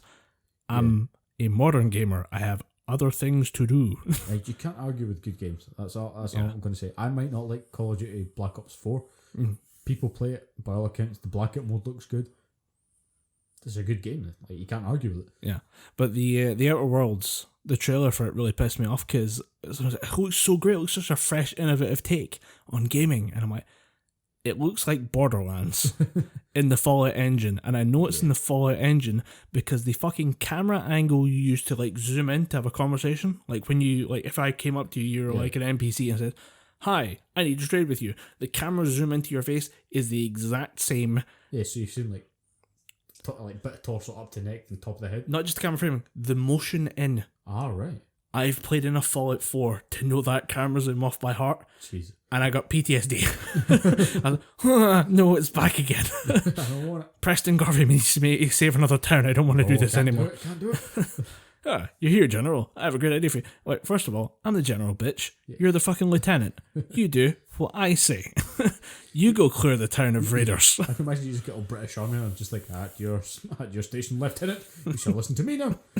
Sorry, Fallout 4, like, as much as I enjoyed that game, it left a bad taste in my mouth. Specifically, Preston Garvey. Yeah, Preston Garvey got a bit annoying. Rest of that game, totally fine. Preston Garvey, eat a dick. Yeah, the Outer Worlds, not thoroughly impressed. I love Borderlands. Yeah. Although if you go back to that game, it's different from what you remember. Yeah, Borderlands, the pre-sequel, is rough. I mean, rough. This is just Borderlands 1. Borderlands 1 is fucking horrible now. Gameplay wise, it's such a different world. Yeah, it's fucking like, I think Borderlands 2 kind of hit the nail on the head. I think this is what they were kind of striving for in Borderlands 1. It's just so slow. Yeah, Borderlands. What the fuck? Playing as the Siren in that game is just the best way to make that game last way too long. Actually, scrolling through this conversation I have with the guy who showed me the Outer Worlds, reminded me of what was going to cause us to do this podcast like the week after the last one. Yeah. The Sonic the Hedgehog posters. Oh shit. We'll get to that after my Dragon Ball story. Dragon Ball story first. But yeah, apparently Toei were just going around pulling licenses, pulling permission from everybody, just saying, you can't host Dragon Ball tournaments, you can't host Dragon Ball tournaments. You get a cease and desist. You get a cease and desist. I've got another. All these stories are just coming fucking back to my head. But this happened. I think it might have been 2 weeks ago. Yeah. Basically, Toei were just going, no, you're not happening. Funimation were kind of trying to side with them, just going, look, if you look at Evo US, look at the numbers Dragon Ball Fighters got. It was the biggest tournament in terms of competitors, and it was the most viewed fighting game tournament of the entire year. Mm-hmm. You need to let this happen. And apparently it took the directors from Evo US putting up posts to people saying, look guys, we don't know what we're going to do. Fighters is not going to be Evo anymore. It might have just been a one and done. It took a whole lot of YouTubers just going, well, it's going to be a bad year for Dragon Ball Fighters because there's not going to be any tournaments except Dragon Ball World Tour. Mm-hmm. It took all these people and Harada from Tekken, who's basically the kind of head. He basically made all the Tekken games. He's a higher up in Bandai Namco who make fighters. It took all these messages and this person to just basically say to Toei, look, you can't do this. This is fucking strange. You have pure gold here. You literally, I mean, I get that they want to have control of their own IP. Yeah. But the exposure that it's getting, I think it was something ridiculous, like 1.5 billion people over the course of the weekend were watching Dragon Ball Fighters. And Fighters is at the core of Dragon Ball's rebirth. Yeah, I mean, because you've got Dragon Ball Super Broly, which we're going to see. Yes. It's in Stirling, Livingston and Edinburgh. I don't give a fuck, pick one, we're going. We've got Dragon Ball Super Broly, we've got Dragon Ball Super, which I'm kind of rewatching again. We've got the re-releases of Dragon Ball Z, which come out in Blu-ray every so often. And then we've got the movies on Blu-ray. Dragon Ball is coming back in a big way. And you've got the middle of that, Fighters, because people are picking up Fighters going, oh, this is that cartoon that I watched when I was younger. Then they're playing the game and realising, this is a really, really good fighting game. Yeah. You pull that away, people go, oh yeah, I'd play that game, but what if I want to compete in a tournament? I can't do that because Toei are being assholes. And it's a fighting game. That should be dead by now. It came out a year ago. It should be dead by now. It should be done. Street Fighter 5 is still limping on. Tekken 7 is fucking non-existent now. Smash Bros is just out, first of all. Dick in everyone else's face because that game is sold stupid well, which is no excuse for it having a stupid, unfucking usable netcode. You cannot play it. It lags so bad. I don't know how the online can be so poor. I get that it's a covert move to force people to sit down with each other. I hope so, because the otherwise unacceptable. The offline couch co-op works perfectly, but if you were to play online, which I did for a bit, it's not good. It's laggy. It is trash. It's not something I'd recommend unless you have a wired connection. Yeah, just don't do it. Phone your friends, get them to come around. I don't care if they live in fucking Venezuela and you live in Glasgow. Get them fucking round. It's worth the train. The plane ticket. The trains and buses and planes that they're going to have to get to Glasgow. Yeah. Who was the someday? Oh yeah, my brother started playing Red Dead Redemption 2. Yeah. Tried to download it over wired or wireless connection. I said, Stephen, stop. Take it downstairs, plug it into the router, and download it via physical cable. Yeah. I know it's a weird thing that we all went nuts for Wi-Fi, and then we still haven't gotten good Wi-Fi. No, we haven't got the speeds of Wi-Fi that we wanted. No, because I think at home I have something like a 200 something connection. Yeah, but that's split between 4 people. Yeah, that's split between 4 people, and that's because what we did is we majorly downsized the cable package just to boost the internet. Yeah, and it's kind of slowly getting lesser and lesser just so we can boost the internet. Which I don't really care because we've kind of shifted away from streaming. As long as I can get Comedy Central and watching Practical Jokers every now and again, I'm cool with that. But again, I can just go on Netflix and watch Practical Jokers or YouTube. Yeah. We have an insanely quick connection in the house. But it still takes fucking ages to download games. It's ridiculous. Now, we just managed to like divert away from a story you had there. So I said, you get a DMCA, you get a cease and desist, you get a cease and desist. What was your cease and desist story? My cease and desist story. You remember Soldier Boy? Yes, I know where this is going. Right, Soldier Boy was a very, very, very stupid boy, and he made, very illegally, a whole bunch of sort of ROM consoles, like kind of shitty handheld consoles, or those things that you see on Facebook adverts or social media adverts. And it's just, buy this console, 9,000 games in one, real 4K graphics, comes with free plugs and controllers, that kind of bullshit. Yeah. He slapped his image on them and called them Soldier Boy games and started sending them out to people for $220 a piece. Yeah, I think it was higher. If I remember the JonTron video that he did in it, it was like, No, it was the £100. Oh, right. The console itself was about $300, $400. Right, because I saw it was like, it was up to 400, but for a Christmas sale, down at 200. Or just get it on Amazon for 50. Yeah, get the exact console on Amazon for 50. And he was saying all original, all new games. And the funniest thing was he put up a fake tweet from Masahiro Sakurai, the guy that makes Smash Bros. Yeah. Saying that Super Smash Bros. Ultimate was coming to the Soldier Boy game. And everyone, all the comments were just, why have you made a fake account? Who is this? Please cease and desist. So naturally, Nintendo jumped on there, hit him with a cease and desist. Masahiro Sakurai hit him with a cease and desist. He might be facing 17 years in jail. See, the thing is, I've seen his comments about the situation, and every time, like, people like us, just commentators, want to point out how stupid this fucking decision has been to upsell people on a console that doesn't really have the legal right to publish the 900 ROMmed games that's on there. He just says, thanks for the free coverage, bitches. Yeah, it won't be that when he's getting, covered in, dudes try to rape him in prison. It's not free coverage if you're legally unable to make money from it. I'm sorry. Yeah, the cease and desist is going to hit him. It's going to hit him hard. He will face jail time because he has made money off this. He has made money off something that's not his to sell. At best, he is paying back a shit ton of money. Yeah, at worst, prison. At worst, prison. And Bye. Nintendo are a huge fan of the whole DMCA. Although I did hear they've retracted their Smash stuff. They have the Nintendo On YouTube. Creators Project is now done.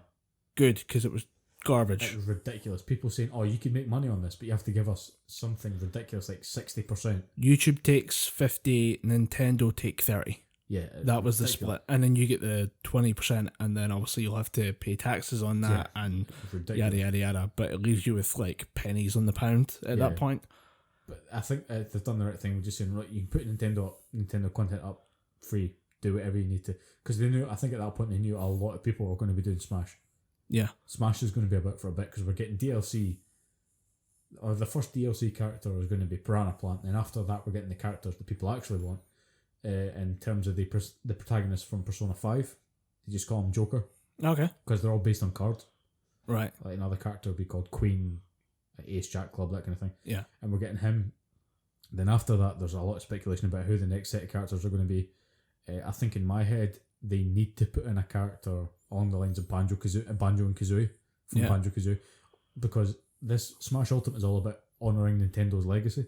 Mm-hmm. Banjo and Kazooie have such a huge fucking part in Nintendo's legacy that it does them an injustice to not be in the game. Yeah. So I think they might be working on, with a character like that, you'd be working on like an up-resed model of them. Yeah, I think, because you will not know who this character is at all, but there's a character in the game just now called King K. Rool, who's this giant alligator thing that comes from Donkey Kong Country, which was games that Rare made with Nintendo way back in the day. All right, yeah. And Rare made Banjo-Kazooie for Nintendo. Right. And because they're now owned by Microsoft, there's a whole kind of... Because I've got Banjo-Kazooie on the Rare Replay, and I was like, hey, wait, why is that on...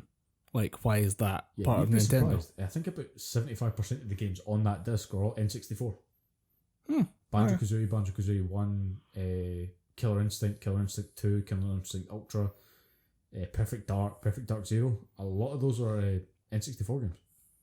But obviously they work for Microsoft now, so they've just kind of had to put it on the other side.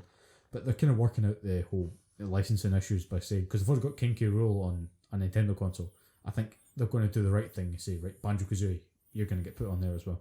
Yeah. But my question is now, Mortal Kombat is now coming back to the Switch. Can I see Sub-Zero or Scorpion beating the living shit out of a Nintendo character? That would make my fucking millennium. I mean, could you just imagine the look on a child's fucking love face it. when you just see Scorpion just throw out the fucking ninja rope and just get Kirby in the mouth? Just grab him. Get over here! His ultimate moves, his sort of like finisher moves, have always been Scorpion dragging someone to hell. Yeah. And Nintendo have always been very, very anti-religious imagery. So how does he explain that one? Just, Scorpion takes him to Heck or Hiffle. He takes them to the Home for Infinite Losers and just punches them against some fiery rocks for... I wonder, I don't think they could do that. I'm pretty sure the way Ed Boon has already said, if you want Scorpion or Sub-Zero in Smash, I am happy to go along with it. Because people have been peppering him, just going, right, so Mortal Kombat 11, yes, it's happening. It's coming to PS4 and Xbox One. Yes, absolutely. It's coming to both those consoles. Is it also coming to Switch? Yes, it's coming to Switch. What's the chances of him going to be in Smash? Don't know. Something Nintendo. Sakurai's just sitting there shaking his head going, no. I don't want to deal with fans are this. just going, yes, you put Bayonetta in. Why not put more mature characters in there? Come on, give it in. Come on. Just let us freeze Mario, then smash him over the head with a nice hammer. Let us do it. I think you'd be more likely to see Goku. I really think you'd be... Masahiro Sakurai actually just came out of nowhere and said, he doesn't want to put comic book characters, and he doesn't want to put manga characters in there. Because a lot of people are saying, Marvel Ultimate Alliance is now a Nintendo exclusive game. What's the chances of a Marvel character making it into Smash Bros? And Sakurai just said, no comic books, no manga, no TV shows. Basically taking a dig at Tekken for putting in fucking Negan into Tekken 7. It's a nice little dig, that, because that was just a weird... It was. It's a weird cameo. Yeah.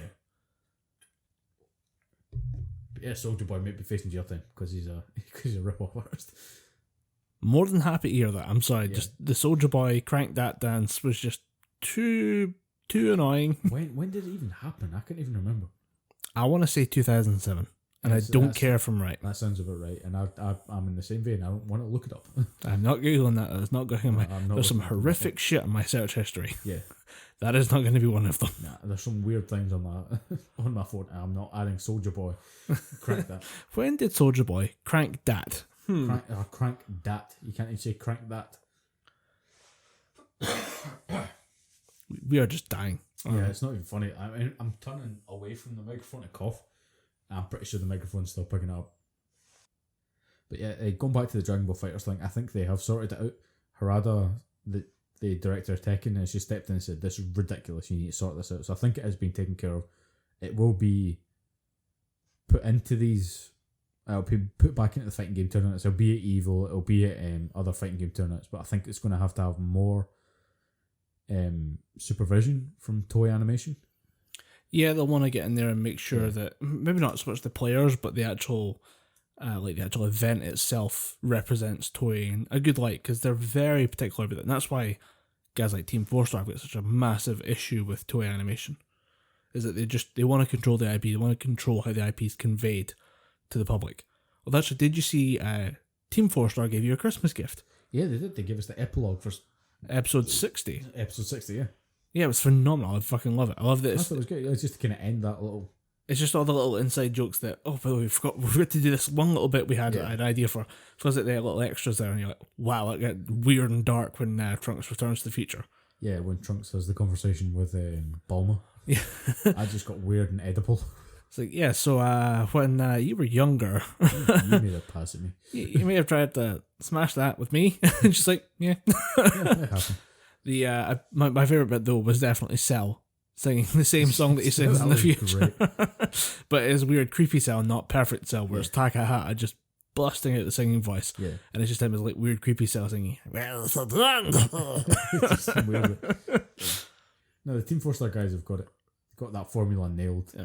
But the only problem is I don't know when the next season of Dragon Ball DBZ Abridged. They said they're putting it to 2020. That's fine. I can see them taking somebody said to me, oh my god, it's so far away. I'm like, 12 months?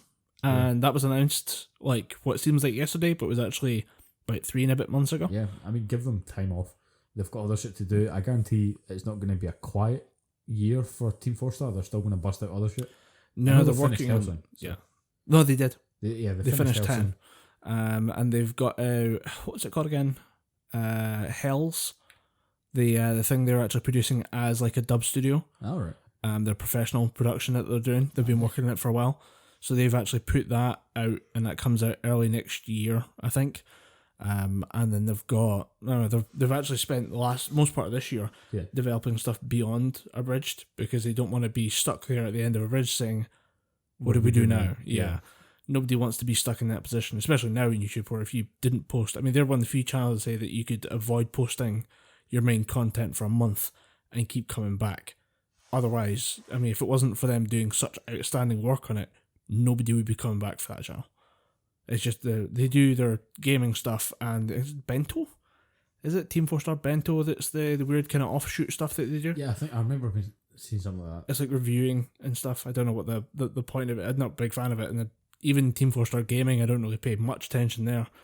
I didn't even watch their streams that much. I usually watch Team 4-Star Gaming, but only when there's the Vegeta of Renegade for Life stuff. I watch that came back, didn't it? Yeah, that came back. I'm always a fan of Lanny Pator's Vegeta voice. It's fucking hysterical, and especially when you see him playing something like Spyro. Yeah, the Spyro was fucking brilliant. You need to watch that. I was just reminded of yet another story that I wanted to talk about. Yeah, obviously it's fairly standard that most people nowadays with YouTube and shit like that, people get review copies of video games. Mm-hmm. Did you hear that people got review copies of Kingdom Hearts 3 sent out to them, and then just started tearing it to shit, posting it online, putting up the entire ROM online? Oh, so like ripping the actual disc. Yeah, ripping the actual data off the disc. I thought you meant like they just like, dude, this game sucks dick. We waited 15 years for this. No, people were saying that they were playing through it as much as they could, but they couldn't, and then they were just tearing it to bits, like putting it up online, saying, right, what's going to be in this part, what's going to be in that part, to the point where Square Enix's result to that would be they were going to continue sending out review copies, but the ending will only be patched into the game for their version of the game after release. So people that buy it on release will have a full version of the game. The people that get review copies can't finish the game until we have it. I just thought that was pretty fucking good. It's a good solution, yeah. Yeah, but it's just the same in the same vein as people that are just very impatient, deciding to abuse a good thing, a good. You were given a gift by this company. A good opportunity. They were given a good opportunity to play Kingdom Hearts 3 way before anybody else did, because this happened in November, maybe started December. They were given a good opportunity to play the game way before everybody else, but they just abused it. Thought, fuck it, I'm gonna put this up online. Everyone's gonna be able to see it. Fair play to Square Enix, they were quick to shut it down. Yeah, you gotta be. Yeah, they just came like, no. It's your biggest, most hyped release for the next 3 years. Costing me way too much money because I need to buy 2 copies. Okay, why? One's for me, one's a present. Okay. I mean, I would never buy 2 copies just to say I have 2, worship me. But I said to a friend that who's notoriously hard to shop for, I said, yeah, I'll get you a copy. And why? Because I can't think of anything else. Just wait till January and shut up. But January is going to be a notoriously... Was that January that comes out? January 29th. Okay. January 25th, Resident Evil 2 comes out. I'm going to have some choices to make. January 15th, Onimusha comes out. Okay. Too many games. But to be fair, if I really wanted to play Onimusha again, I could just play my PlayStation 2, because that still works. Yeah. The controller might not, but PlayStation 2 still works. Do you remember we were talking about the PlayStation 1 retro thing? Like all of it stuck on one? Yeah, and how that now doesn't run PlayStation 1 games as well as the NES or SNES Mini does. Here's the thing is, with the SNES and NES Minis, those came out and sold like crack. Yeah, they sold gangbusters. I'm getting offers for discounted PlayStation 1s. On Amazon, it's 50 quid for a PlayStation 1 Classic. Yeah, like, I'm kind of tempted to get it just to have it. Yeah, me too. Just because I thought it's there. But like, no. I've heard a few things that it's not good. Yeah. There's not enough games that a lot of PlayStation fans would associate as being synonymous with the PlayStation. Yeah. But I think we talked about it before, it was like, it's a licensing thing. It's clearly like stuff that's being remade, or it's being it's hard to get a license. Or, I mean, people saying there's no Spyro, you got the Spyro Classic Collection. You got the Spyro HD Collection. No Crash, same thing. Yeah. Your remasters are in another game in full HD. Yeah, in full HD for half the price of the plastic monstrosity that you're about to buy. I wasn't going to get one. I'm still not going to get one. I'm getting one, but if it's that cheap, why not? It's half price, literally half price. But my thing is, why are they having to like push these out the door? I'll tell you a reason. Nintendo spent time. They made sure that this was a good service that played their games well. The PlayStation apparently doesn't play all that well. There's a severe. Obviously, they need to kind of upscale the HD because it's played through HDMI. Apparently, it doesn't scale that well, and the bitrate suffers because of it. Okay. It's meant to be played in a smooth sort of not quite 60 frames per second, but a high 40. Apparently, it barely scrapes 20 at some point. If you take the games from the PlayStation 1 Classic and use the software from the SNES Classic, it runs 100% better. That's embarrassing. That is embarrassing. Because Nintendo perfected 2 retro mini consoles. PlayStation didn't even have time to get one right. That's just a case of, we're going to be better than Nintendo. Oh shit, Nintendo beat us and they have Smash Bros. We're not going to beat them for sales this Christmas. No, it's kind of weird disappointment to see it. Like, it fucked up with that. Like, it shouldn't be Nintendo came out, smashed it. Great idea. It's going to be a moneymaker for them for the next 20, 30 years, or 20, 30 years. Yeah. Like, I'd say the next 5 years. Yeah, something. They can do that. They can do maybe another 2. I mean, if the 64 comes out. From what I've heard, it's the N64 Mini is coming out, or rumoured to be coming out at the end, summer 2019. Then for Christmas, the big ticket item is going to be the GameCube Mini. Because apparently they've been in production since the SNES Mini came out. Yeah, when you hear that the first one sells, you're like, okay, let's bring back the Mac Daddy. Especially with the GameCube Mini. Yeah. The GameCube Mini is going to sell like fucking hotcakes, because as someone who's been trying to track down old school classic GameCube games, just because I never played them that much. I mean, I had a GameCube when it first came out, but I never really got all the games. A chance to play some of those rarer games now, I'm fucking for it. Here's the thing though, as we were talking about, so we've just sat and bashed Toei for being so controlling of their IP. Yeah. But Nintendo are pulling this off because they have absolute control of their IP. Exactly. They're just dominating it. I was just thinking about that, and I'm like, we just kind of shat on Toei there for a bit, but like, this is how that plays out long term. Yeah. Just, I don't know how the long term of keeping Dragon Ball FighterZ, like, Toei aren't coming out with the console. Yeah, no, Toei, I think they're just trying to control their own IP to an extent where it kind of damages them. Yeah. Nintendo are controlling their own IP while recognising the other parties that are involved in it. Yeah. So there's a fair few Square Enix games on the NES and the SNES Mini. So they're acknowledging, like, even on the back of it, and even when on the promotional material, it's just like, Square Enix helped with this, Capcom helped with this, because funnily enough, you don't get Legends of Zelda 1, you don't get Link to the Past, you don't get a Oracle of Ages and Seasons, all the other handheld Zelda games and early Zelda games without Capcom. Nintendo made them, but they couldn't figure out how to do it. Capcom stepped in and went, oh, that's just like the games that we make. We'll do it for you. Fucking, we don't care. Yeah. We just want we want our name put underneath Nintendo. Great. A little bit of a cut. A little bit of bragging rights. Yeah, we'll take that. It makes sense for Nintendo to try and control their own IPs a bit more, but Toei were just kind of doing it to... they were slicing their nose to spite their face, almost. Yeah. It just didn't really seem logical. But apparently that's all been kicked into touch, because, the guy that made Tekken just came in and went, nope, that's fucking stupid, you will listen to me. The man is speaking. I'm trying to think of anything else I got to bring up. I wrote a lot of crap on here that I don't really talk about. Yeah, that happens to be quite a lot. I think I wrote about 3 pages worth of notes, and I just kind of systematically struck them off. Yeah, I think the main thing, what's going through my head a lot right now is just, I'm going to have so much fucking money to spend in January. Because I'm buying Resident Evil 2, the Steelbook edition, which is the only sort of limited edition that you can buy. That's costing me 65 beans. That's not bad. I'm going to be spending 70 on Kingdom Hearts 3 for myself. I'm going to be spending another 50 on another copy. So it's 120 there. Then I'm going to be spending about 180 odd quid just on games. Shit. Yeah. I'm going to try and mitigate that as much as I can by downsizing special editions. Yeah. Because I'm thinking, I don't really need the special edition that much. I just want to fucking play the game. Yeah. And January just sucks for money in general. Like, obviously with Christmas, we just spent the Christmas money. It's all gone now. Yeah. And now we're sitting here going, oh my God, I spent how much on this thing? Yeah. My oldest brother, has just had that happen to him because he's just looked at his bank statement and how much he spent on his daughter and his wife, and he's just now crying.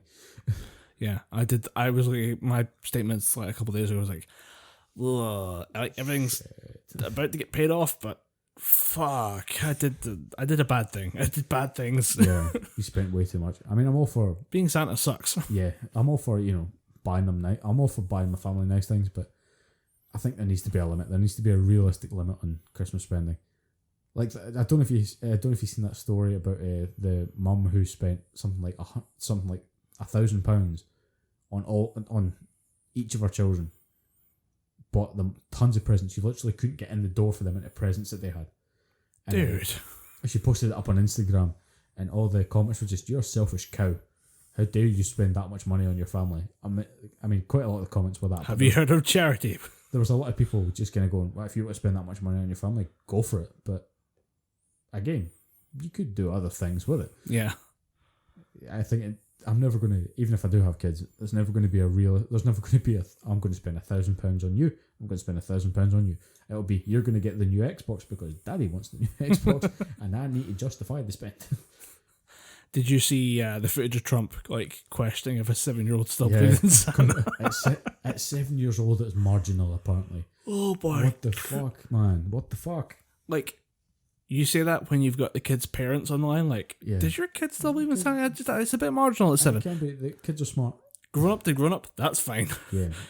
President of the United States to a 7-year-old, that's fucking bad. Yeah, that's really horrible. just at this point he's fucked up a phone phone calls to grieving widows and stuff. Yeah.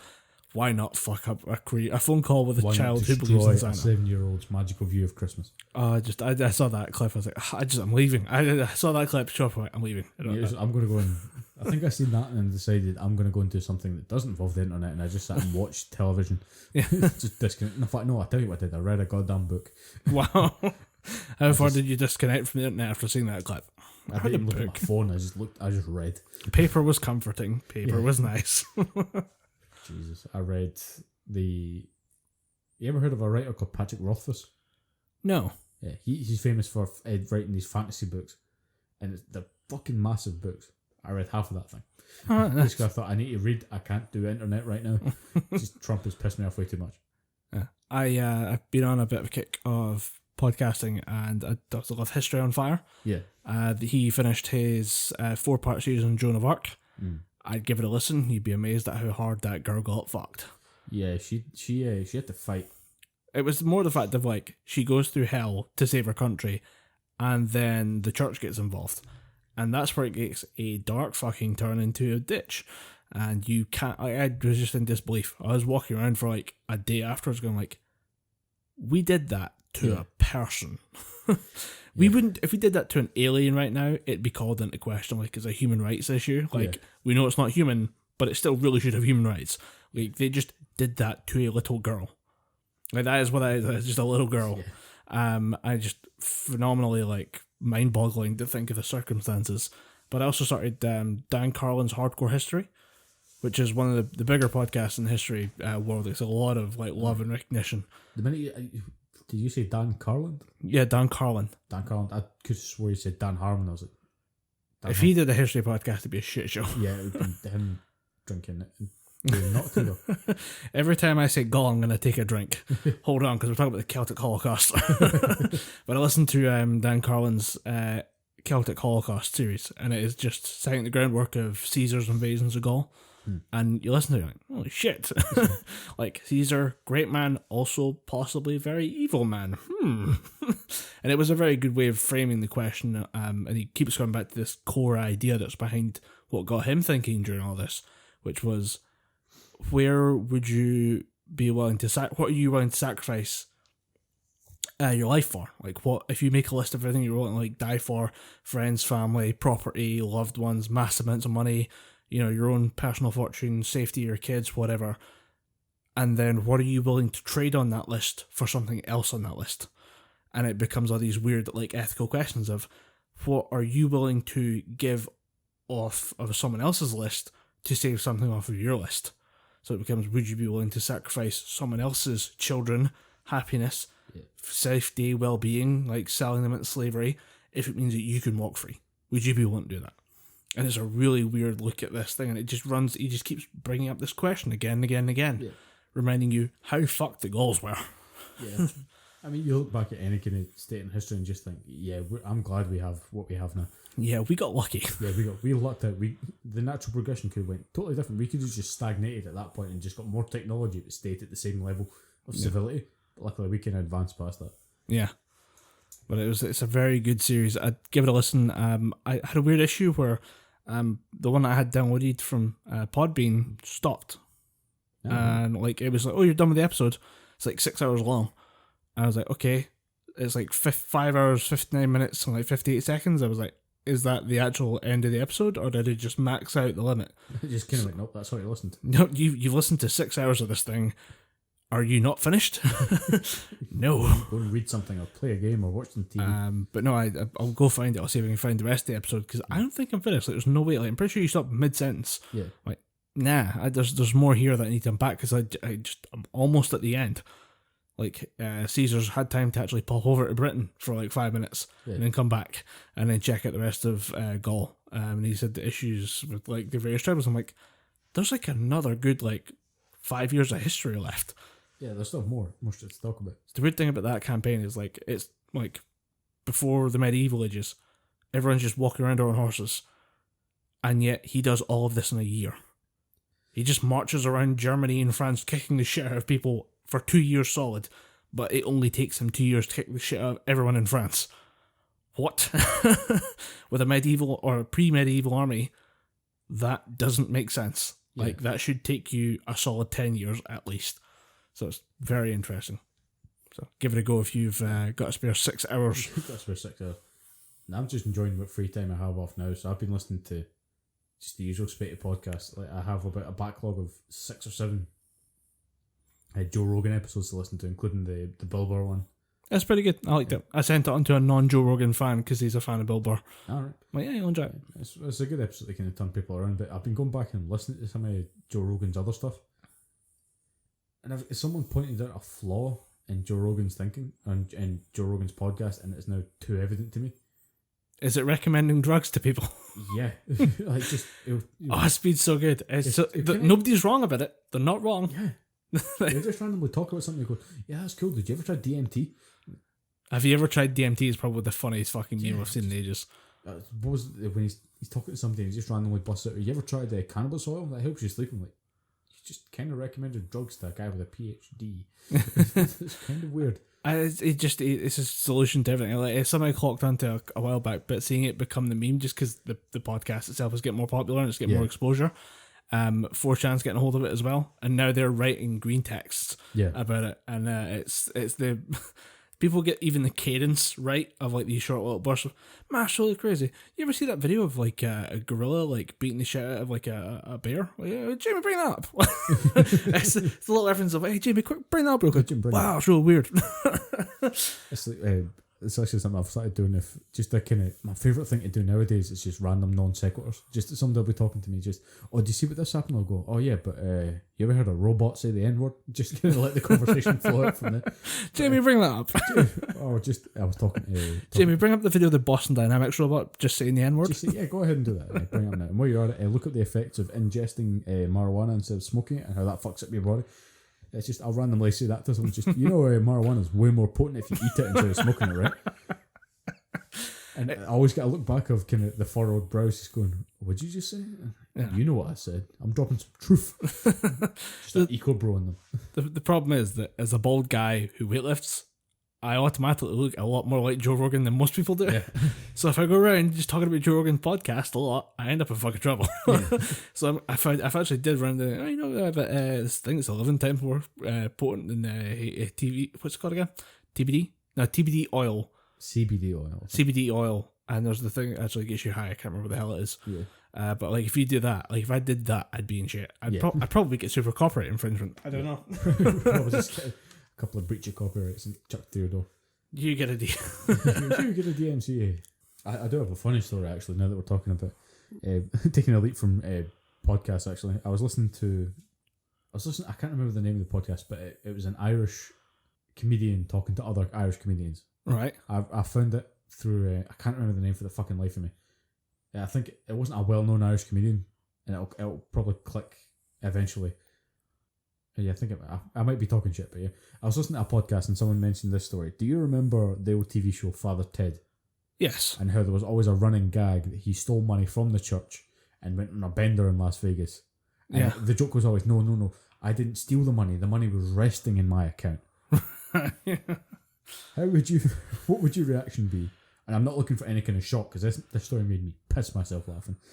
What would your reaction be to hearing that California nuns stole $500,000 and went on a gambling spree in Vegas? Nice. I thought that was fucking hysterical. Where is the movie? 2 Catholic nuns by the name of Mary Margaret Crooper and Lana Chang took $500,000 in tuition fees and went on a gambling spree in Las Vegas. Where's the movie for that? Like, that is, if it was stolen from California, somebody there must be tied to LA, Hollywood. There's movie rights there. They can make the movie, use the funds to pay back the $500,000 they stole from tuition fees. Okay, the funniest thing about it is this is what the article goes on to say. The letter, a copy of which was obtained by AFP, states that Crooper and Chang had taken a substantial amount of school funds. I don't think $500,000 can be quite credited as substantial. I think it goes about they took our entire budget for the fucking year and went to Vegas and blew the whole thing. That's fucking awesome. Sister Mary Margaret and Sister Lana have expressed, this is the Archdiocese that's had to deal with this whole shit show. Yeah. His quote was, Sister Mary Margaret and Sister Lana have expressed to me, and I asked, and I've been asked to convey to you that they have deep remorse. They feel, and they each feel for their actions. And they ask for your forgiveness and prayers. Yeah, fair enough. If you're a nun, you have to feel repentant over taking a penny from the church. I think a bit more than just a deep remorse, and they ask for forgiveness through prayer for stealing $500,000 doesn't quite cut the mustard. $500,000. That's the thing I love about, like, really fundamental, like, Christians. You can do the dumbest shit. You can do the, like, most egregious, horrific shit. Yeah. There's, like, the Republicans are fucking great at this. If you watched it during, like, the early mid-2000s, like 2000, about 8 to 2012, they were fucking aces at this thing where they'd come up and you'd have a guy who was anti-abortion and pro-family and pro-like family values, cheated on his wife with the mistress and then forced the mistress to get an abortion twice. Yeah, fucking breaks every one of your values. Took a step back for basically surrendered the rest of his term in office, and then came back in the next election cycle and said, I have asked God for forgiveness and he has allowed me to return and run again. Like, Jesus. Dude, no, you can't pull that scam. I'm sorry, it's too fucking much. But there's some people who just have this thing, they're like, I can get away with this. I asked for forgiveness, and people believe that forgiveness. And you get surprised when they do it again. It's a surprise Pikachu reaction. Huh? He did what? Again? The third time? Wow. He's really gonna maybe think about not. He's gonna have to really say sorry to Jesus this time. We might not accept his apology this time. I fucking love it. Yeah, there was before you get onto your showstopper, which I'm going to hold off for just a second. Did you hear that Fortnite is getting sued out the ass by the Colin. Backpack Kid, by Alfonso Ribeiro, aka Carlton, and Donald Faison? Yeah, they're all these suing guys for the dances. all own the dances or did the dances. Yeah, and Fortnite didn't give them any royalties. They didn't check in. They didn't ask for. Where's the thing is, they didn't copyright it. That's the thing that they're getting them on, because it's not been like trademark copyright. Like there's not. I don't know what the exact legal thing you need to do is. What I know in Scotland is you can own the certain dance routine. Yeah. If you write a song, if you write a musical and you write choreography for it, you have to then license that out. Uh-huh. So technically, the rerun dance that Turk does is owned by.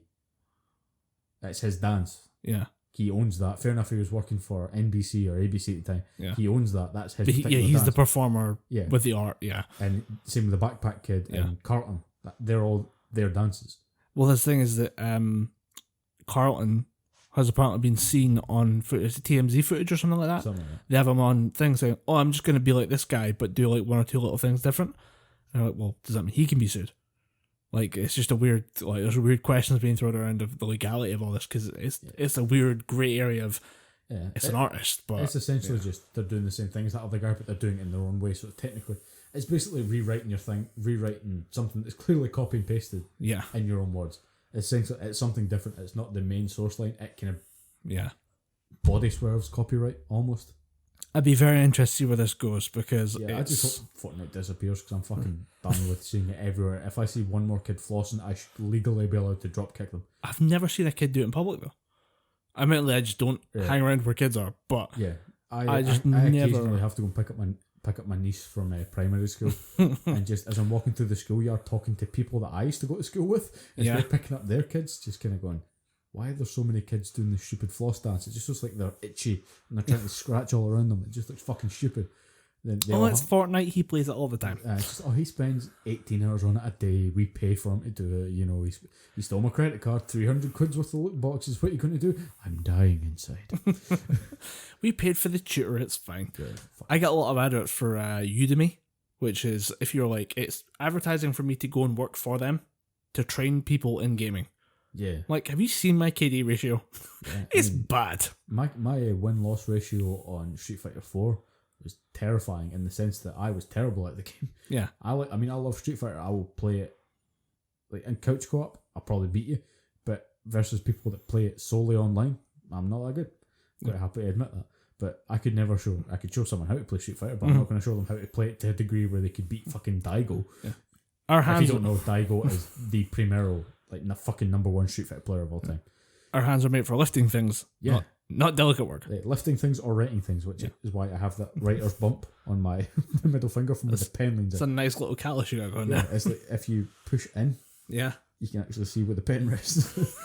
That's what happens when you have to write 3 fucking pages per question in an exam that only lasts 2 goddamn hours. I don't miss that. I fucking hate it. I don't miss writing in exams. And here's the bullshit thing. There's another thing I wanted to rant about. Yeah. Right. Remember how I fucked my hand? Vaguely. Right. It's before we started the podcast again, but I'm pretty sure I told you about it. I had my arm in a sling. Just to kind of heal up. Right. My hand naturally cramps up. I asked the invigilator at the end of my first exam, right, is it okay if I bring in a stress ball just to kind of, work my hand out a bit so I'm not cramping up? And he went, no. I went, how? He went, I don't know what you could be putting on that. And I said, it's a bright green stress ball. You'll be able to see whatever I'm writing on it. Sorry mate, it's not allowed. I went, you can bring water, pens, your phone as long as it's switched off, and your matriculation card. That's all I can bring in. I went, but I've got injuries. Yeah. And even then, like, you say, am I okay to bring in the stress ball? I'll let you look at it. Yeah. Like, you can just check it out. Like, here, it's just a stress ball. I get hand cramps. Yeah. I need to just kind of squeeze the hand a bit. And I wasn't allowed to. And another thing that fucking bugged me about the invigilator says you're allowed to take in a statute book, which is all the legislation for a certain topic that you would need for your exam. Yeah. It's the only kind of cheat sheet that you're allowed.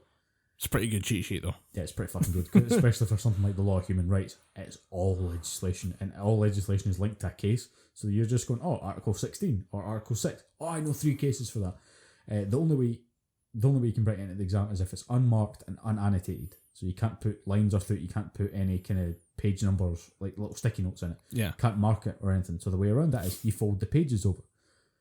You just put a little tiny corner, fold that in. Invigilators will not check it. They'll just kind of let you go. Just go, right, it's dog-eared. That's fine. Yeah. Son of a bitch invigilator, when looking through the books, because they have to look through them, make sure you've not glued in any extra notes. She literally went through my book, all 300 pages of it, and just started unfolding my fucking pages. And I just kind of looked at her going, are you serious? If it wasn't for the fact that you could literally kick me out of this exam right now, I would have fucking shouted at you. Lady, are you real? Bitch, please. That's fucking... It was harsh. Infuriating. Because she'd done it, because obviously it goes in rows and stuff, so the person in front of me got it, the person to the left, and then all the way out of the class. The only people that didn't get it were the people at the far end of the room that she didn't reach in time. How long does this take? There's like a class of what, like 20 of you guys? Yeah, class of it. No, there's huge classes.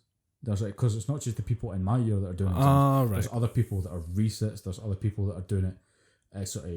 We do open university exams and stuff as well, but they get to do open book. Right. They all have been there as well, so it could be upwards of about 40 to 50 people in a room. And you got to go through a 300-page book Yeah, for each there's one. usually about 3 or 4 people, 3 or 4 invigilators just walking through, just reading the book. But yeah, she actually just went through and go, you can't have that. Just started unfolding all my pages. Suck a dick. And just, right, 2 reasons. 1, all you're doing is slowing down my reading process. Number 2, I can still see the crease in the page. You have achieved nothing. No, fucking that just, invigilators. that's somebody who was like, I had a bad day. I'm going to taken out on bearded you. motherfucker. She got cut off by a bearded guy in traffic. Yeah. Maybe her son's a bearded man and he left the home. Maybe she has some real nesting issues. So, at the start of the podcast, after Dom apologising for the sniffles, Yeah. we promised list? you one list. Oh, fuck. It is the most important list that you will hear this year. Dead people. No. Who died in 2018. Because if Burt Reynolds not his number 1, I'm going to kill somebody. Then put them at the bottom of the list to show them where they're wrong. This is the pecking order. Burt Reynolds at the top. Oh shit, no, Stan Lee, Burt Reynolds. We can have a joint first. Joint, yeah. It has to be Stan Lee and Burt Reynolds. Stan Lee, Burt Reynolds, important people, family and friends, your bitch ass. You're punk ass. So, the most important list of the year. What did we get stuck in our rectums? Okay. This was... Did people shove it in my stocking to mean something different? This is from Deadspin, who are it's like a newsletter that you get through like your emails and stuff. Oh, yeah, okay. And they went through the reports taken from the US Consumer Product Safety Commission's database of emergency room visits. All these descriptions are verbatim, so just what was written by the probably horrified nurse or physician in the ER or in the emergency room. And they actually take a look at different orifices, starting at the top, working down. Okay, as you do. In the ear, necklace. Placed crayon in the ear on a dare, was written on one form. Okay. Was bored at school, put part of a pen in the ear. Yeah, that's fairly standard. These are fairly standard so far. Except the necklace. Yeah. That's kind of impressive. Yeah, I mean, who could shove a whole necklace? Because you'd have to dangle it in, tilt your head, and kind of let it wind in. Got to work the angles. The drain plug. Isn't the sink plug? Yeah. That got shoved in someone's ear. Yeah. Around the ear, surely.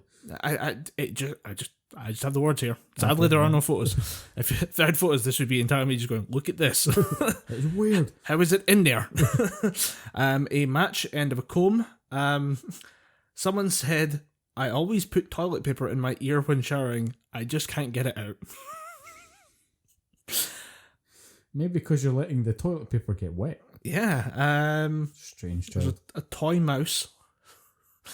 Somebody put popcorn kernels in both her ears to feed her ears because her ears were hungry. That's someone who's on ketamine. That's a fucking high person. Someone's on bath salts. A piece of a gelatinous toy that expands with water. Tampon, obviously, in the ear. That ear vagina. Although the winner for the ear, it's a joint winner. Okay. Because Q-tips always score maximum points. Mm. Put bleach on a Q-tip to clean the ear. Chemical burn. Jesus. Surely it's soap, hot water instead of the bleach would work instead of burning your ears. As somebody who has the occasional wax build-up, it's hot water. Occasionally oil to help loosen the wax, and then you flush it out with hot water. Never use bleach on your ear. Yeah, never thought I'd have to specify that. Well, and then again, in the year 2000, we never thought we'd have to tell people to stop eating Tide Pods and washing machine tablets. And then what 2019's version of that is going to be? That's a good question. That's a good question. I think 2019 is going to be very interesting. So, then was cleaning ear with Q-tip. Don't eat your cat. Was cleaning ear with Q-tip. Accidentally walked into wall, pushed Q-tip into ear. Stop.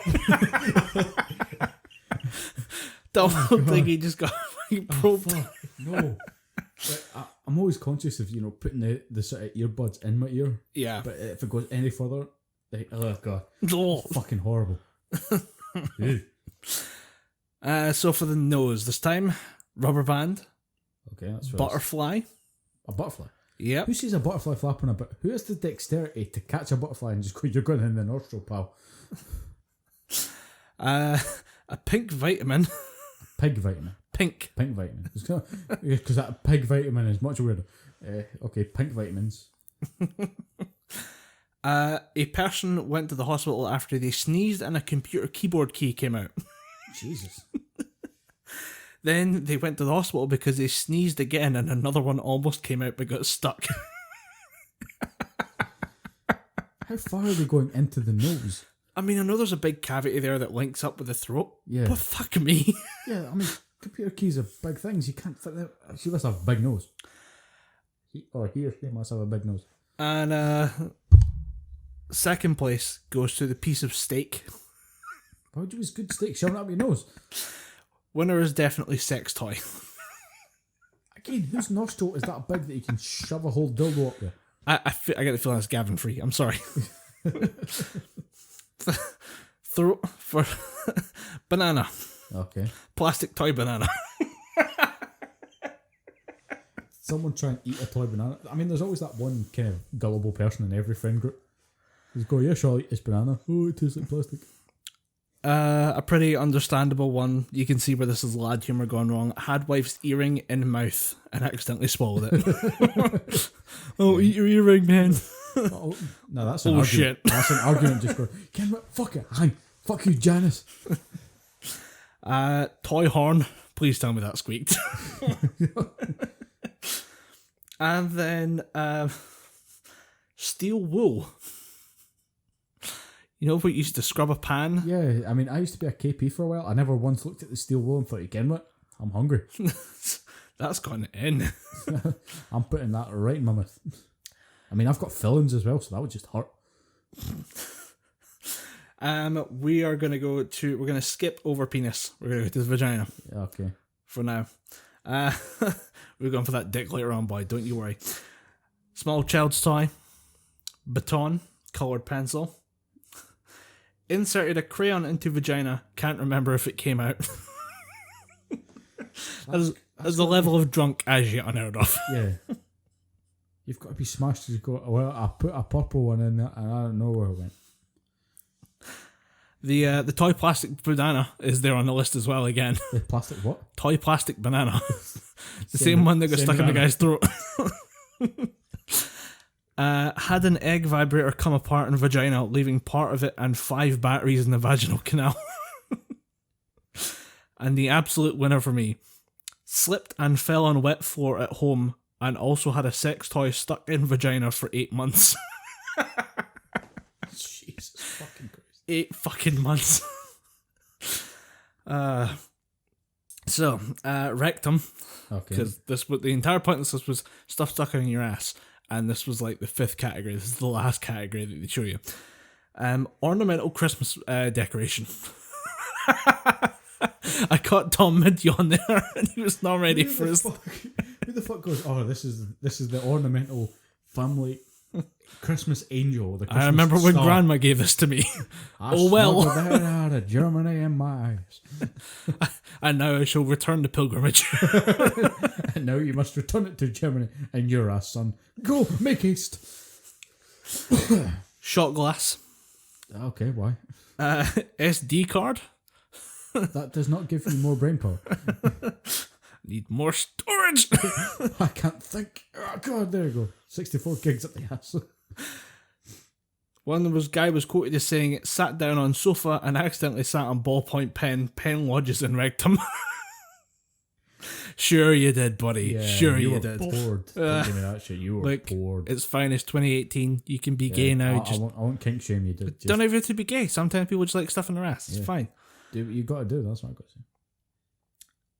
We have a series of bottles. Plastic pill bottle. Mm-hmm. Travel size mouthwash bottle. Okay. Small shampoo bottle. Full size shampoo bottle. I like to think they were the same guy. Just going, you know what? The smaller one wasn't big enough. Give me the full size, motherfucker. Golf ball. And again, with the theme of escalation, 2 golf balls in a bag.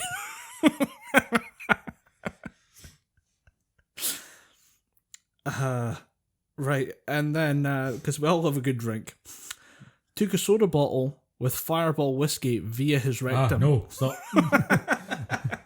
Nope. The last two words are "and squeezed."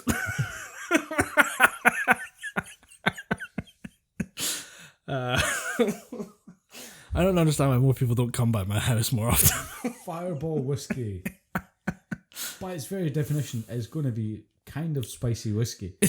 What possessed you to go, oh, this would taste good in my bum? Put it in the bunghole. That's Give me that cayenne pepper blast. Give me a cayenne pepper enema. Jesus Christ. We have Handle of Broom after seeing 13 Reasons Why Season 2. That's not okay.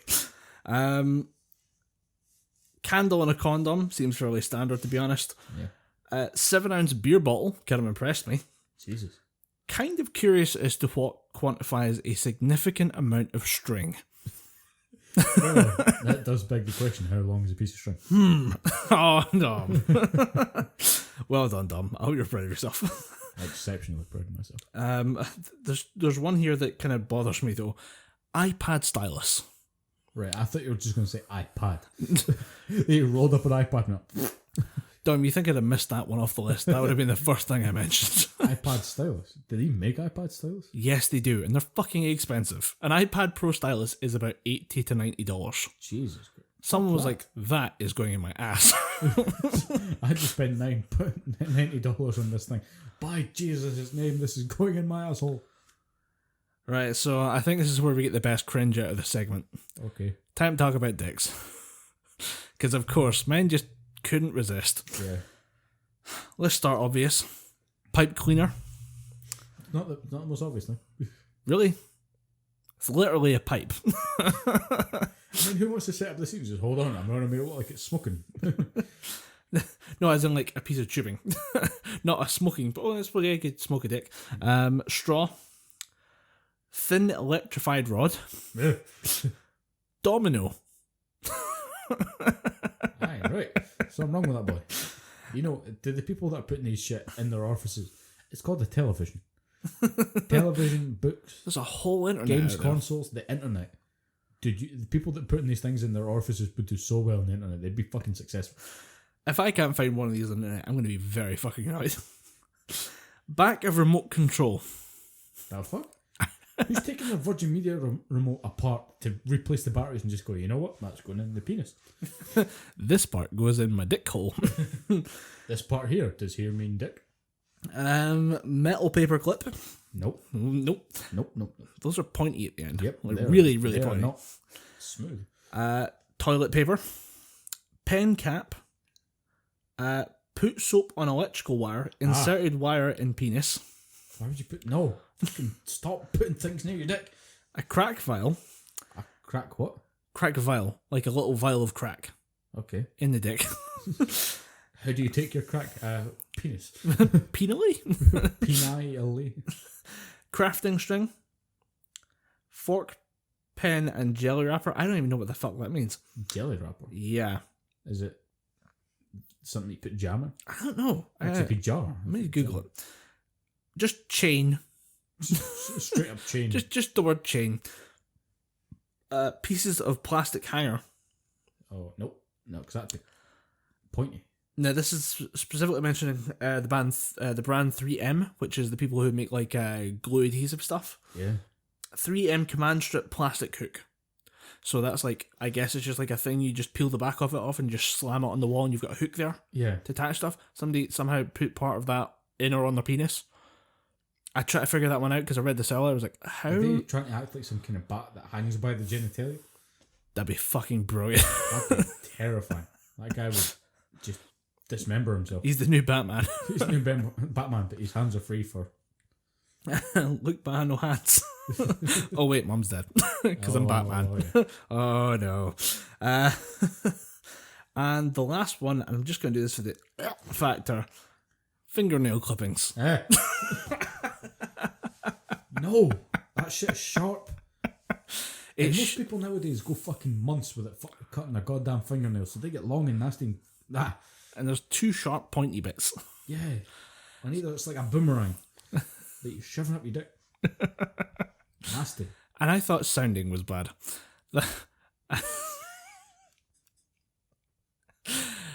Dom's been disgusted. Yeah. So, God new damn it, why do gibberpish people rule do that to that we themselves? go into 2019. Don't shove things in your dick. Don't be a dick, and then don't shove things in your dick. Yeah, just leave the dick area alone. It's an area to be treated only nicely. Don't have to do it with respect and love and dignity. Just don't do that to it. Yeah. I mean, do what you want to do, but just don't shove shit in there. It's just not. It's not going to end well for you or your genitals. It's just no. Dom's got 1,000-yard stare. Yeah, It's kind of terrifying. I'm kind of dead inside now. Why do people? I mean, the paperclip that got me because that is not smooth. It's not smooth down at the end, so that's hurting. It's just that you know that there was an amount of time that guy spent just like Straightening folding this it thing back out. out. Yeah. Can't have any kinks in this. This could get painful. Yeah. Straighten it back out again. Straighten the next butt. There's like 6 bends in that Yeah, thing he's you have just to straighten out. Cracking it out. There's like the proper like arched bits at the end. Yeah. You have to like really pull and flatten stuff out there. Yeah.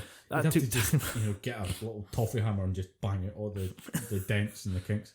Do you prep the paperclip? Or do you just get the erection and think, fuck, where's a paperclip? That's the thing. Logistically, there's a lot to figure out first. Do you just shove it in without bending it, or do you flatten it out? It's a lot of work. You just don't do it. So you're going to save yourself at least an hour and a half work. Just If a you guy don't out there fucking do it. in a workstation just hammering away. Daddy, what are you doing? Shut up. This is grown up stuff. Go play with your toys. This is man's time. Yeah. Ding, ding, ding, ding, ding, ding, ding. Eventually, you see her screaming coming down from the garage. It worked. What was that? Daddy's just hurt himself. Should I go help? No. No, you stay up here. For legal reasons. Daddy could go to jail if you want help. So now that we've been thoroughly disgusted, I think it's time to draw the episode to a close. Yep. I just want to say thank you all for joining us in 2019. It's been a hell of a ride getting the podcast back up and running. Hope you've enjoyed yourself and hope you stay around for 2019. Yeah. I think I said 2019 Yeah, twice. you said 2019 twice, but I'm that disgusted with the guy shoving fingernails up his dick. I didn't pay attention. So thanks for joining us in 2018, I hope you apparently. continue to join us in 2019 because we hope to get more consistent. Yeah. It's not going to happen, but It's we not hope going to for happen. it. We're going to aim to be more consistent. But in the meantime, if you want to find out when we're putting out new episodes, follow us on Twitter at gibberpish. Yep. I've been Colin Graham at Aaron Lord Mad. He's been Dom Anderson. At Dom Anderson 25 on Twitter. See, if I make you say it, I don't have to remember what the fuck it is. And we've been talking gibberpish.